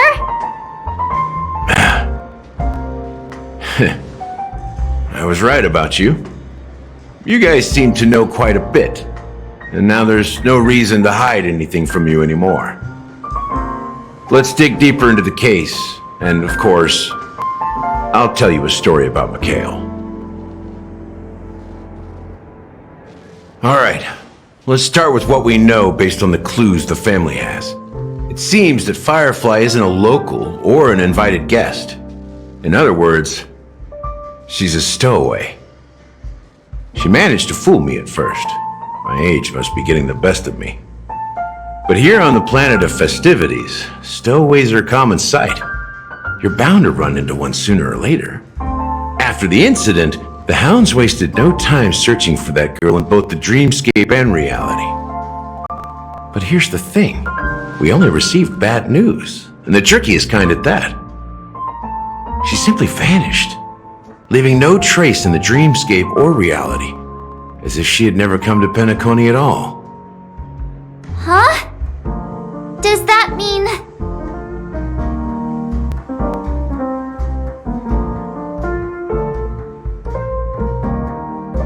That's impossible.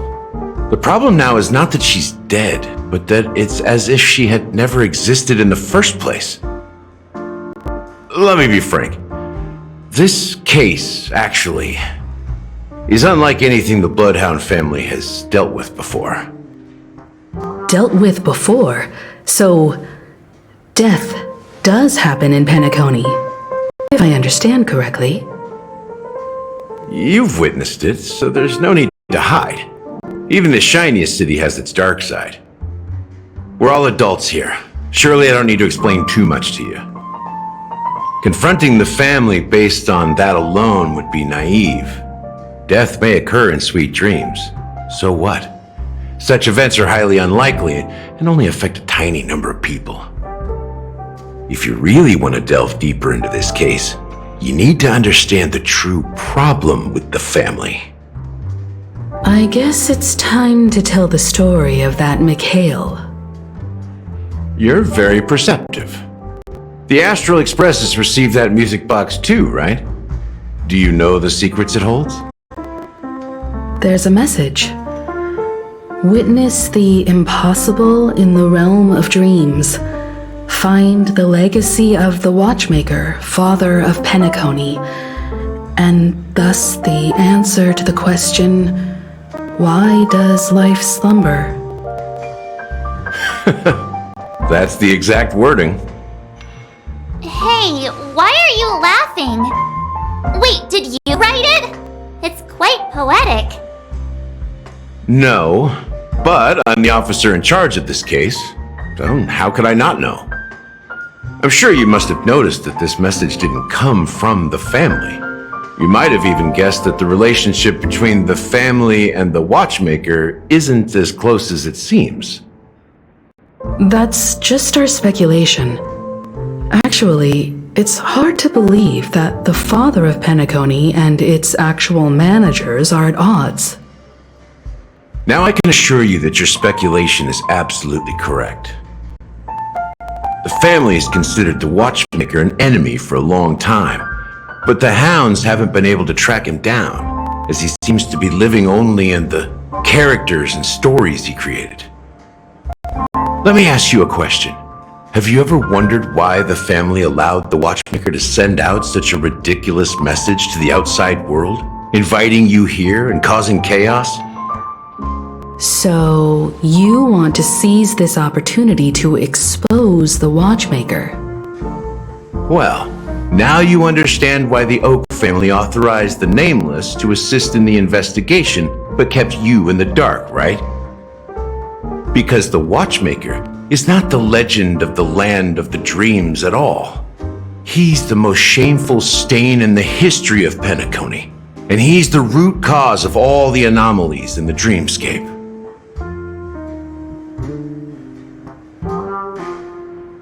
You don't get it? Well, I mean, Mikhail, the betrayer of the family, he's the Watchmaker.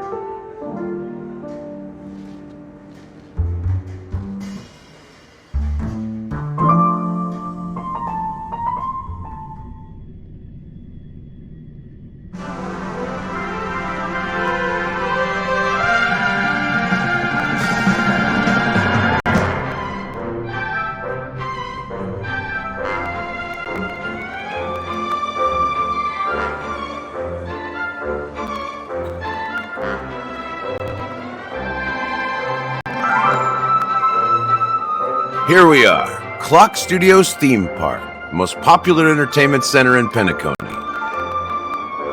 Wait, aren't we supposed to be discussing the Watchmaker? I would have expected you to take us to maybe a library or an archive room of sorts, but an amusement park? The culture of a city reflects its history in the most authentic way. To you, it's a fun place, but to me, it's a prison for the planet's past. You know that Penacony used to be the IPC's prison planet, right? All the prisoners were brought here, helping the Garden of Recollection salvage the leaking memoria from the macrovoid. The prolonged exposure to high concentrations of memoria caused a unique phenomenon. The dreams of countless prisoners intersected and overlapped, and people started meeting each other in their dreams, living lives that were almost identical to reality. But everything has a price, and sweet dreams are no exception. In the end, the dream world was unable to alleviate the suffering of prisoners in reality. One of the prisoners broke free from the IPC's shackles and fought for freedom. He is Hanu, the great leader of Dreamville, the great peacemaker, and the faithful companion of the underdogs.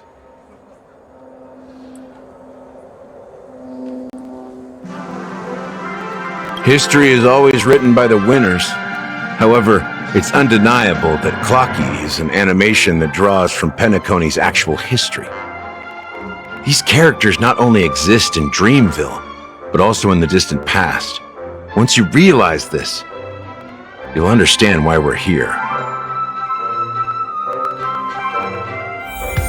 There are so many members of the Bloodhound family around here.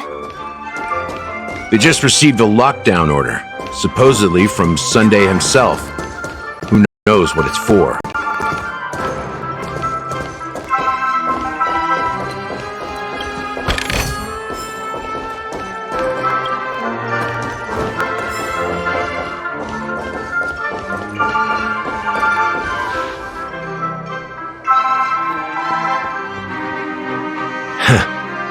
So many of them. I've never seen anything like this, even when they're tracking down suspects.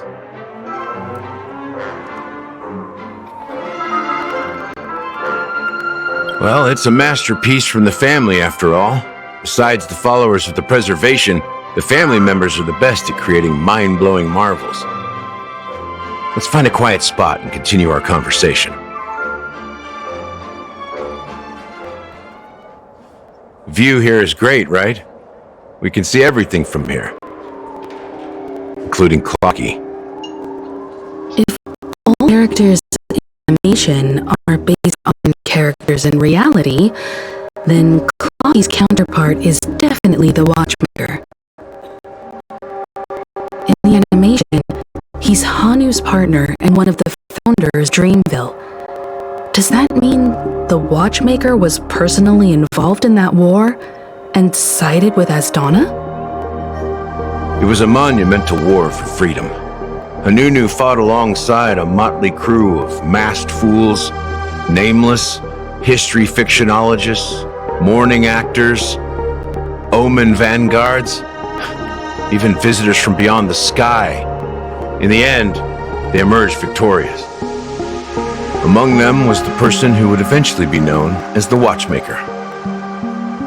But if you do the math, doesn't that mean the Watchmaker was around for several centuries? I'm not sure, but Mikhail was already the Watchmaker when I met him, so maybe he inherited the title. How old are you now, Mr. Officer? I'm 13. No way! Not even close! Hanunu freed the frontier prison, but peace still eluded him. With limited resources, threats from the outside world, and internal conflicts between major prison districts, the future of Asdana was uncertain. It wasn't until the Watchmaker approached the family with the idea of turning the prison into the planet of festivities that Penacony finally gained its name and glory. Thus, he became known as the Father of Penacony. But didn't you say the Watchmaker betrayed the family? And you said you were his companion, so that means you... No, I'm not his companion, but rather one of his many children. But I am indeed a traitor. Not to the family, but to Mikhail. What did you do? I did nothing. And that's the worst betrayal of all. Just like you, I had close companions. We dedicated ourselves to Penacony. But the Oak family, they set us up. Mikhail was too old to protect his children anymore. So we left the family to find our own path. We were branded traitors of the Harmony, even though the true traitors were someone else. While they continue to praise the Watchmaker's name in the world, behind closed doors, they condemn him on a pillar of shame. Nevertheless, we wanted to clear his name. We intended to find the real traitor, the one responsible for all this, and restore harmony to Penacony. But we failed. Too much time had passed, and the land of the dreams had become deeply corrupted. After countless fruitless pursuits, I gave up. Like a lost dog. The family accepted me and made me an officer, supposedly as a form of forgiveness. But it was actually a punishment. Since then, I've been completely cut off from my partners and my past. As for Mikhail, I heard he died in obscurity, in a place where no one could find him. That's when I realized that the Penacony I once knew would never return. We're truly sorry for what happened. But this is not the end of the story, right? Apparently, someone has inherited the title of the Watchmaker and has been secretly working against the family all this time. Well, that's one way to look at it. However, only one member has truly inherited the Watchmaker's title. Unfortunately, after all these years, I have no idea who that person is, or if they're even real. Or just Mikhail's lost soul haunting the dreams. So, do you understand why I'm spilling all this info? Because I believe the girl's death must be connected to the Watchmaker's legacy. And at the end of all these mysteries, we will find the answers we are seeking. If it really is Mikhail's ghost, I want to meet him. If only for the last time. For those who despise me could form a line from here all the way to the entrance of the hotel. But those willing to look me in the eye and hear me out? Let's just say, there won't be many. I've told you all I know is a sign of gratitude. Thank you for listening to this old dog, bark and all. Something just happened at the theme park. Now if you'll excuse me, good luck to all of you. How ironic.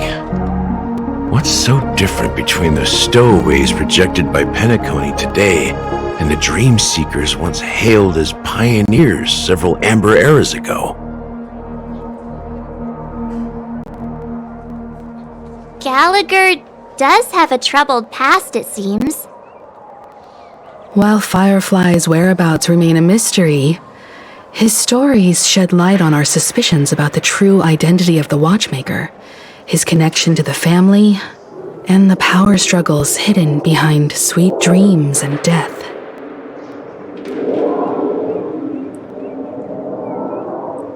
That lines up with what we've gathered so far.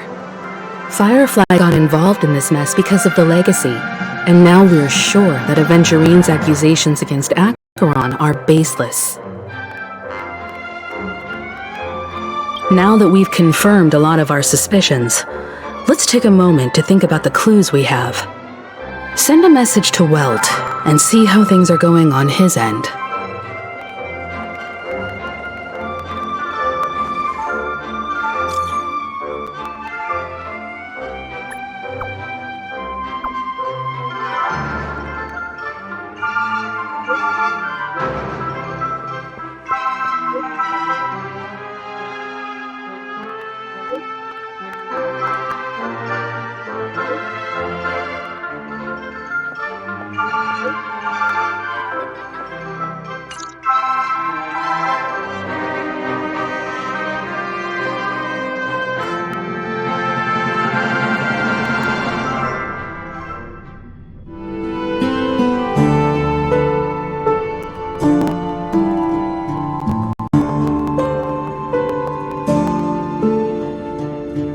Are your companions worried about you?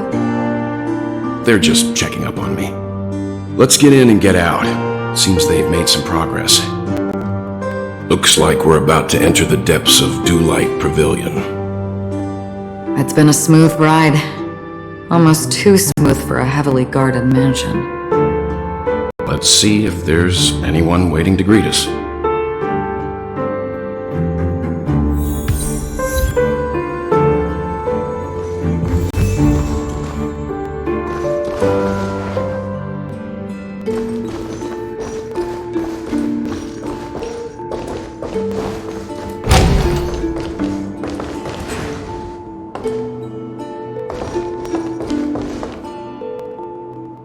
Something feels off. A grand mansion like this and not a butler or servant in sight. Could it be due to the disruption caused by the emergency? Well, this door is open. Looks like we'll have to investigate ourselves. Let's proceed with caution. Just one moment.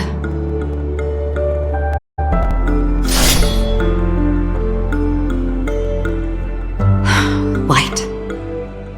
I've made myself less noticeable. The crew can explain their presence as authorized by the family, but I can't come up with any excuses for being here. I see. What an interesting technique.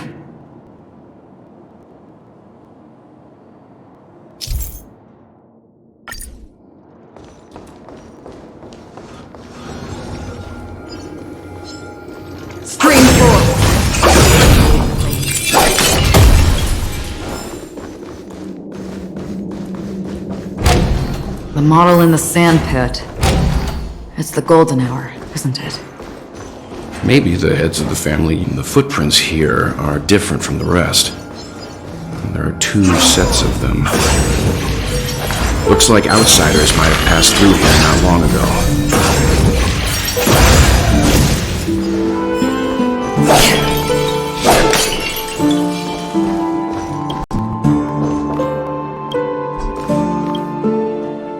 Can you identify the people who left these footprints? Well, there's a unique pattern here. Flamboyant, even. And judging by the size, I'd say these were men's shoes. If I'm right, it could be the IPC ambassador, Aventurine. Aventurine. What about the other set? It looks like they were walking side by side as opposed to one behind the other, so the second individual is likely equal in status to Aventurine. The IPC is eager to reclaim Penacony, so their presence here is not unexpected.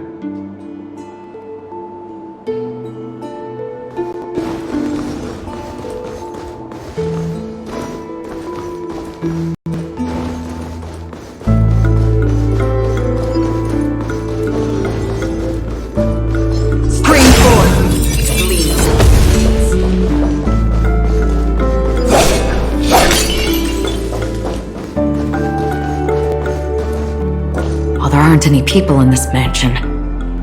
They've set up quite a few mimetic guards to patrol this place.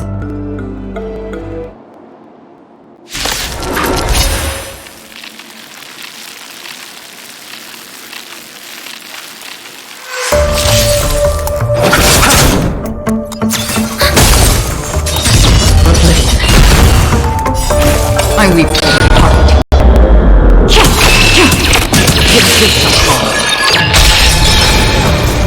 Network successful. Time for a little counter. Time for a fun. This is double speed.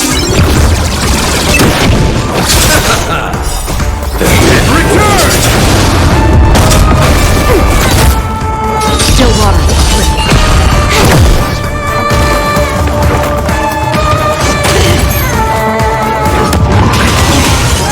Receive divinity. Repent.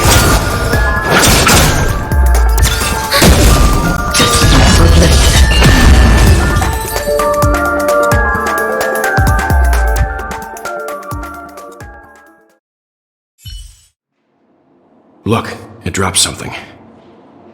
A note. Looks like instructions from the butler for the other servants. Seems like the mansion's entire workforce were assigned other tasks before Robin's death. It must have been a big project to require that much manpower. The Charmony Festival, perhaps. But no matter what their main priorities are, there should always be someone left at the mansion, right? So you're saying someone deliberately cleared the place out? Yeah, but I don't know why.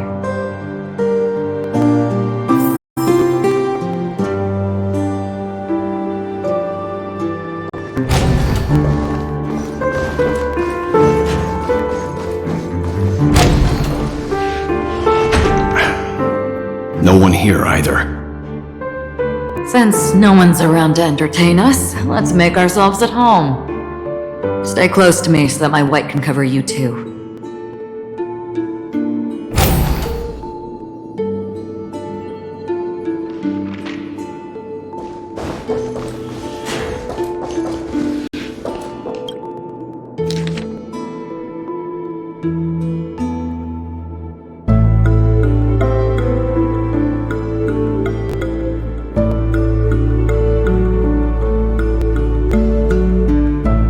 Information about Robin, Firefly, and the other victims. I don't see any commonalities among them. Looks like the rumors were right. Death does seem to be targeting random victims. And based on Sunday's notes, he's no stranger to death. He's just surprised that it has resurfaced.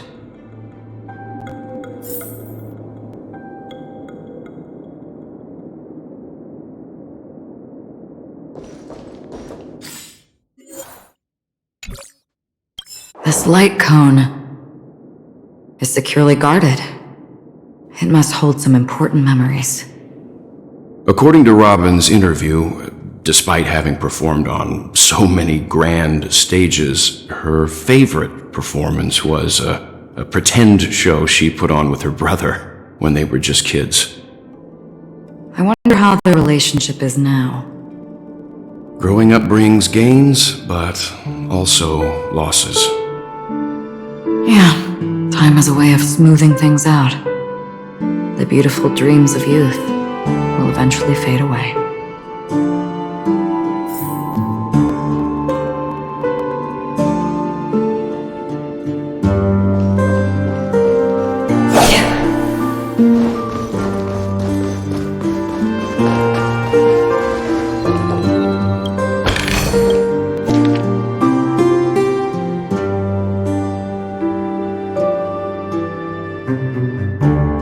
As soon as I and the rest of the crew arrived in Penacony, Mr. Sunday and Robin showed up to greet us. I remember hearing something unusual in her voice, and now it seems I was right.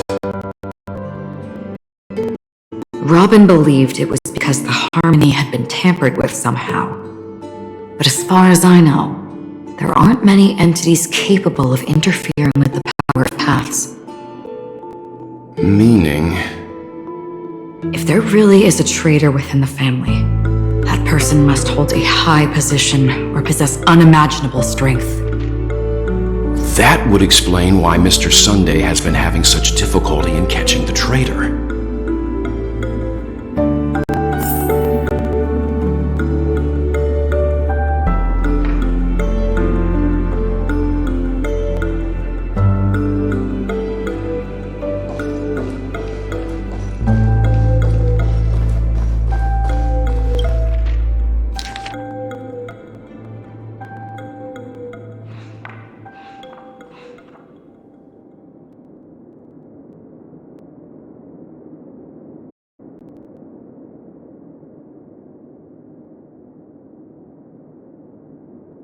Mr. Sunday has done some serious research on his suspects. This traitor must have been causing trouble for the family for a long time. They all seem to be insiders, but I haven't met any of them.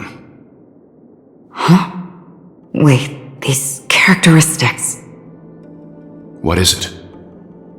No, nothing. Maybe I'm just overthinking things. However, if this traitor really exists, could they be responsible for Firefly and Robin's deaths? Perhaps that's why Sunday is taking this matter so seriously.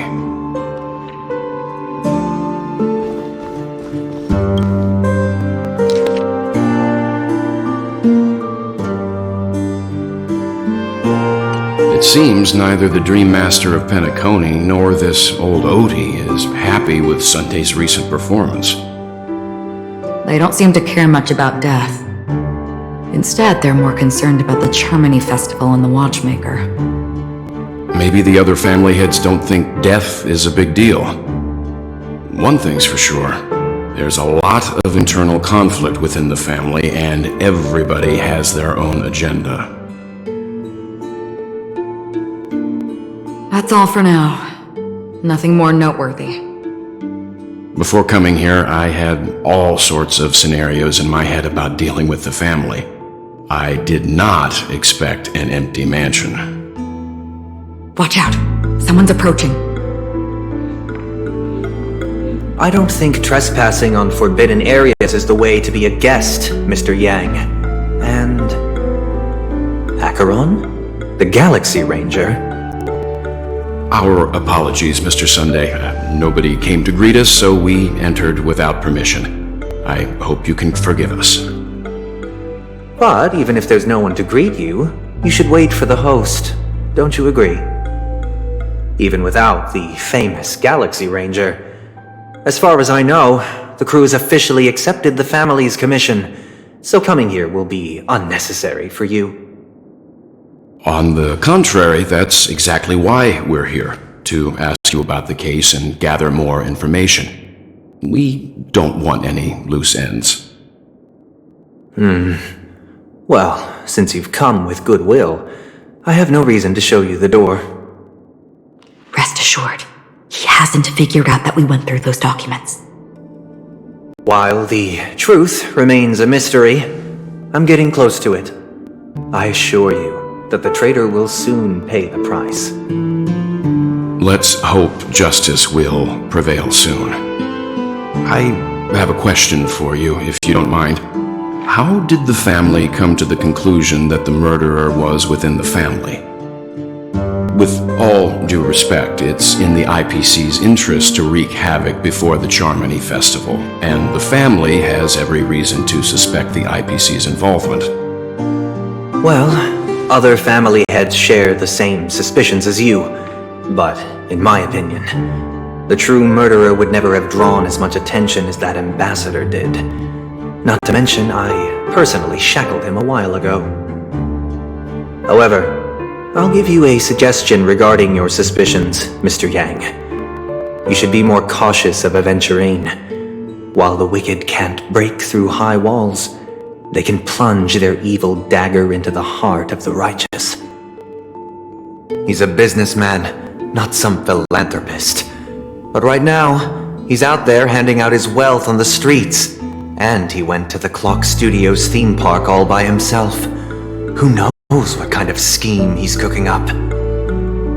While the family is dedicated to keeping our guests safe, it might be wise for you to stay alert. You never know what unexpected troubles could arise.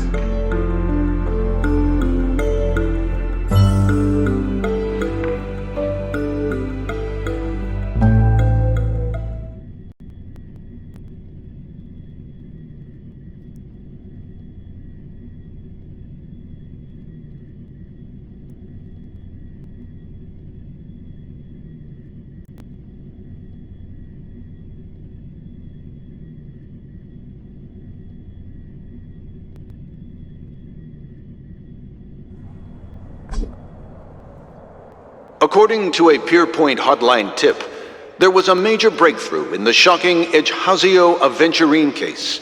The suspect has been arrested.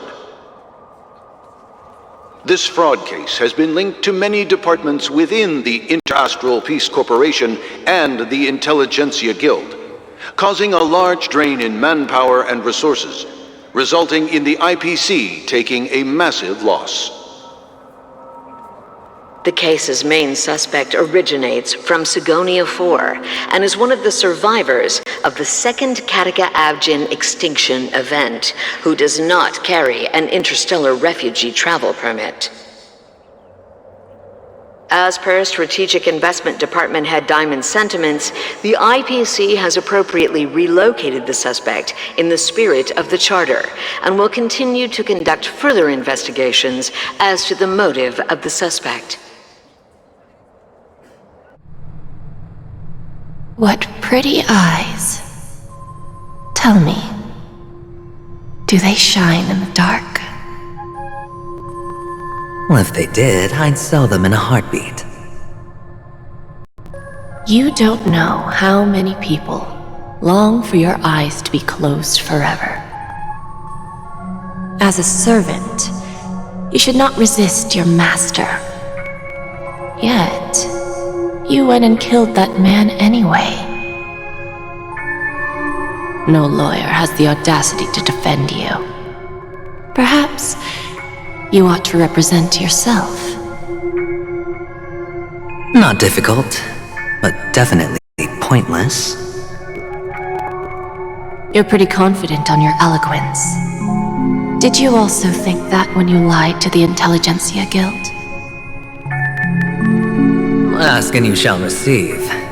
You wanted the perfect construction material. All I did was offer a possibility. It was just a small wager. If your luck holds out, the IPC will dig something up from the golden sands of Ejihazo. Maybe even the Sand King's remains. Pity your luck has run out. I'll admit that. What I'm more curious about, though, is why such a grand scheme failed to benefit anyone in the end, including the perpetrator himself. Madam, I already have what I want. To be brought before you for the next high-stakes gamble. Then let's talk about the second gamble. Tell me, what are you prepared to wager this time? My life. I bet you won't send me to the gallows. What do you want, then? I want your Lenore to meet with me. I have something to say. And then what? I want cash. It can't be that simple, can it? It is that simple. 30 tanbas.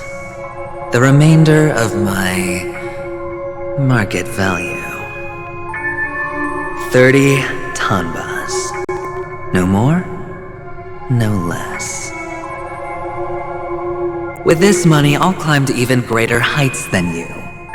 Grasp even more riches than you. I wager you won't give me this chance. Which is why you should call him here. Interesting. A pity Diamond won't see you. No one gets to see him. From here on out, I am Diamond's representative, and I will decide on his behalf. You're wrong. 30 tanbas. I'll give you that. And much more than that. Wealth, status, power. The IPC will give you whatever you want, even what you don't want. Kakavasha. A good name, but unfortunately destined to be buried in the dirt. You, though, you deserve to live, to create even more wealth for us. Go, pick the clothes you like, then choose your desired identity. And then, use them well, child. May your plans never suffer failure.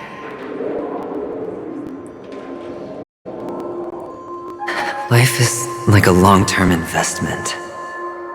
Those who choose correctly, do the correct things, reach the correct outcomes, and show the world their value.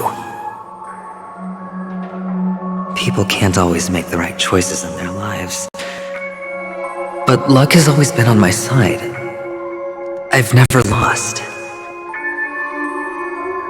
Is it because Gayatri blesses me? Well, if that's the case, she must also be looking upon me right now. My success is inevitable.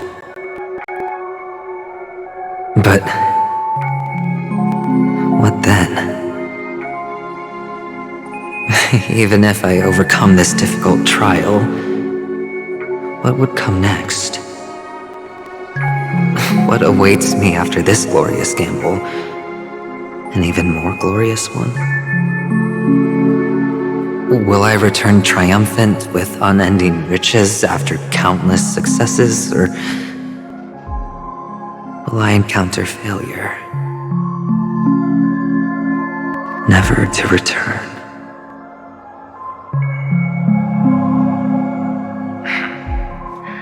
I'm pretty sure you already have some ideas.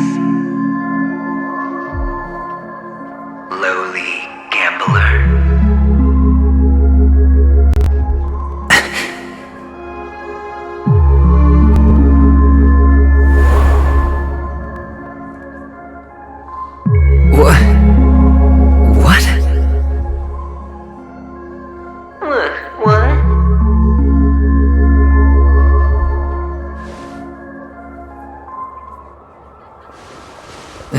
Am I dreaming, or have I gone completely insane? Perhaps both. Forgotten me already? When you were strapped to that electric chair by a mannequin warlords, who was it that gave you the idea? Fine.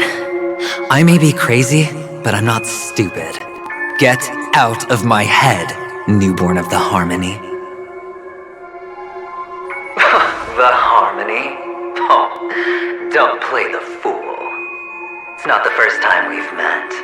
No need to be so polite. I'm you, and perhaps even more aware of yourself than you. Of what exactly you want. You're dying. And you still want to drag a bunch of unfortunate fools with you through death's door. That's why you're here, isn't it? A grand unveiling. You really think you can pull it off? Why not? Well, you may have fooled everyone, but you can't fool yourself. I can show you. Before you're entirely gone, I'll be with you for the last stretch of your road. Let's have a heart-to-heart while we walk.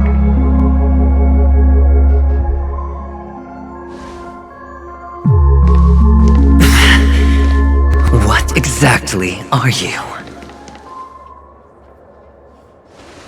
Most people in this world spend their entire lives just to reach one outcome.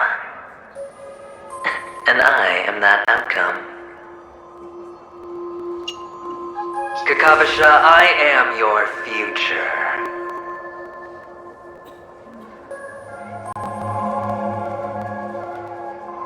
First, I'm hearing things, and now I'm seeing them. Great. Am I going to be elevated into the Harmony?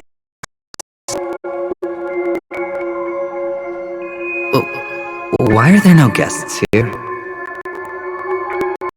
What's that featherhead doing?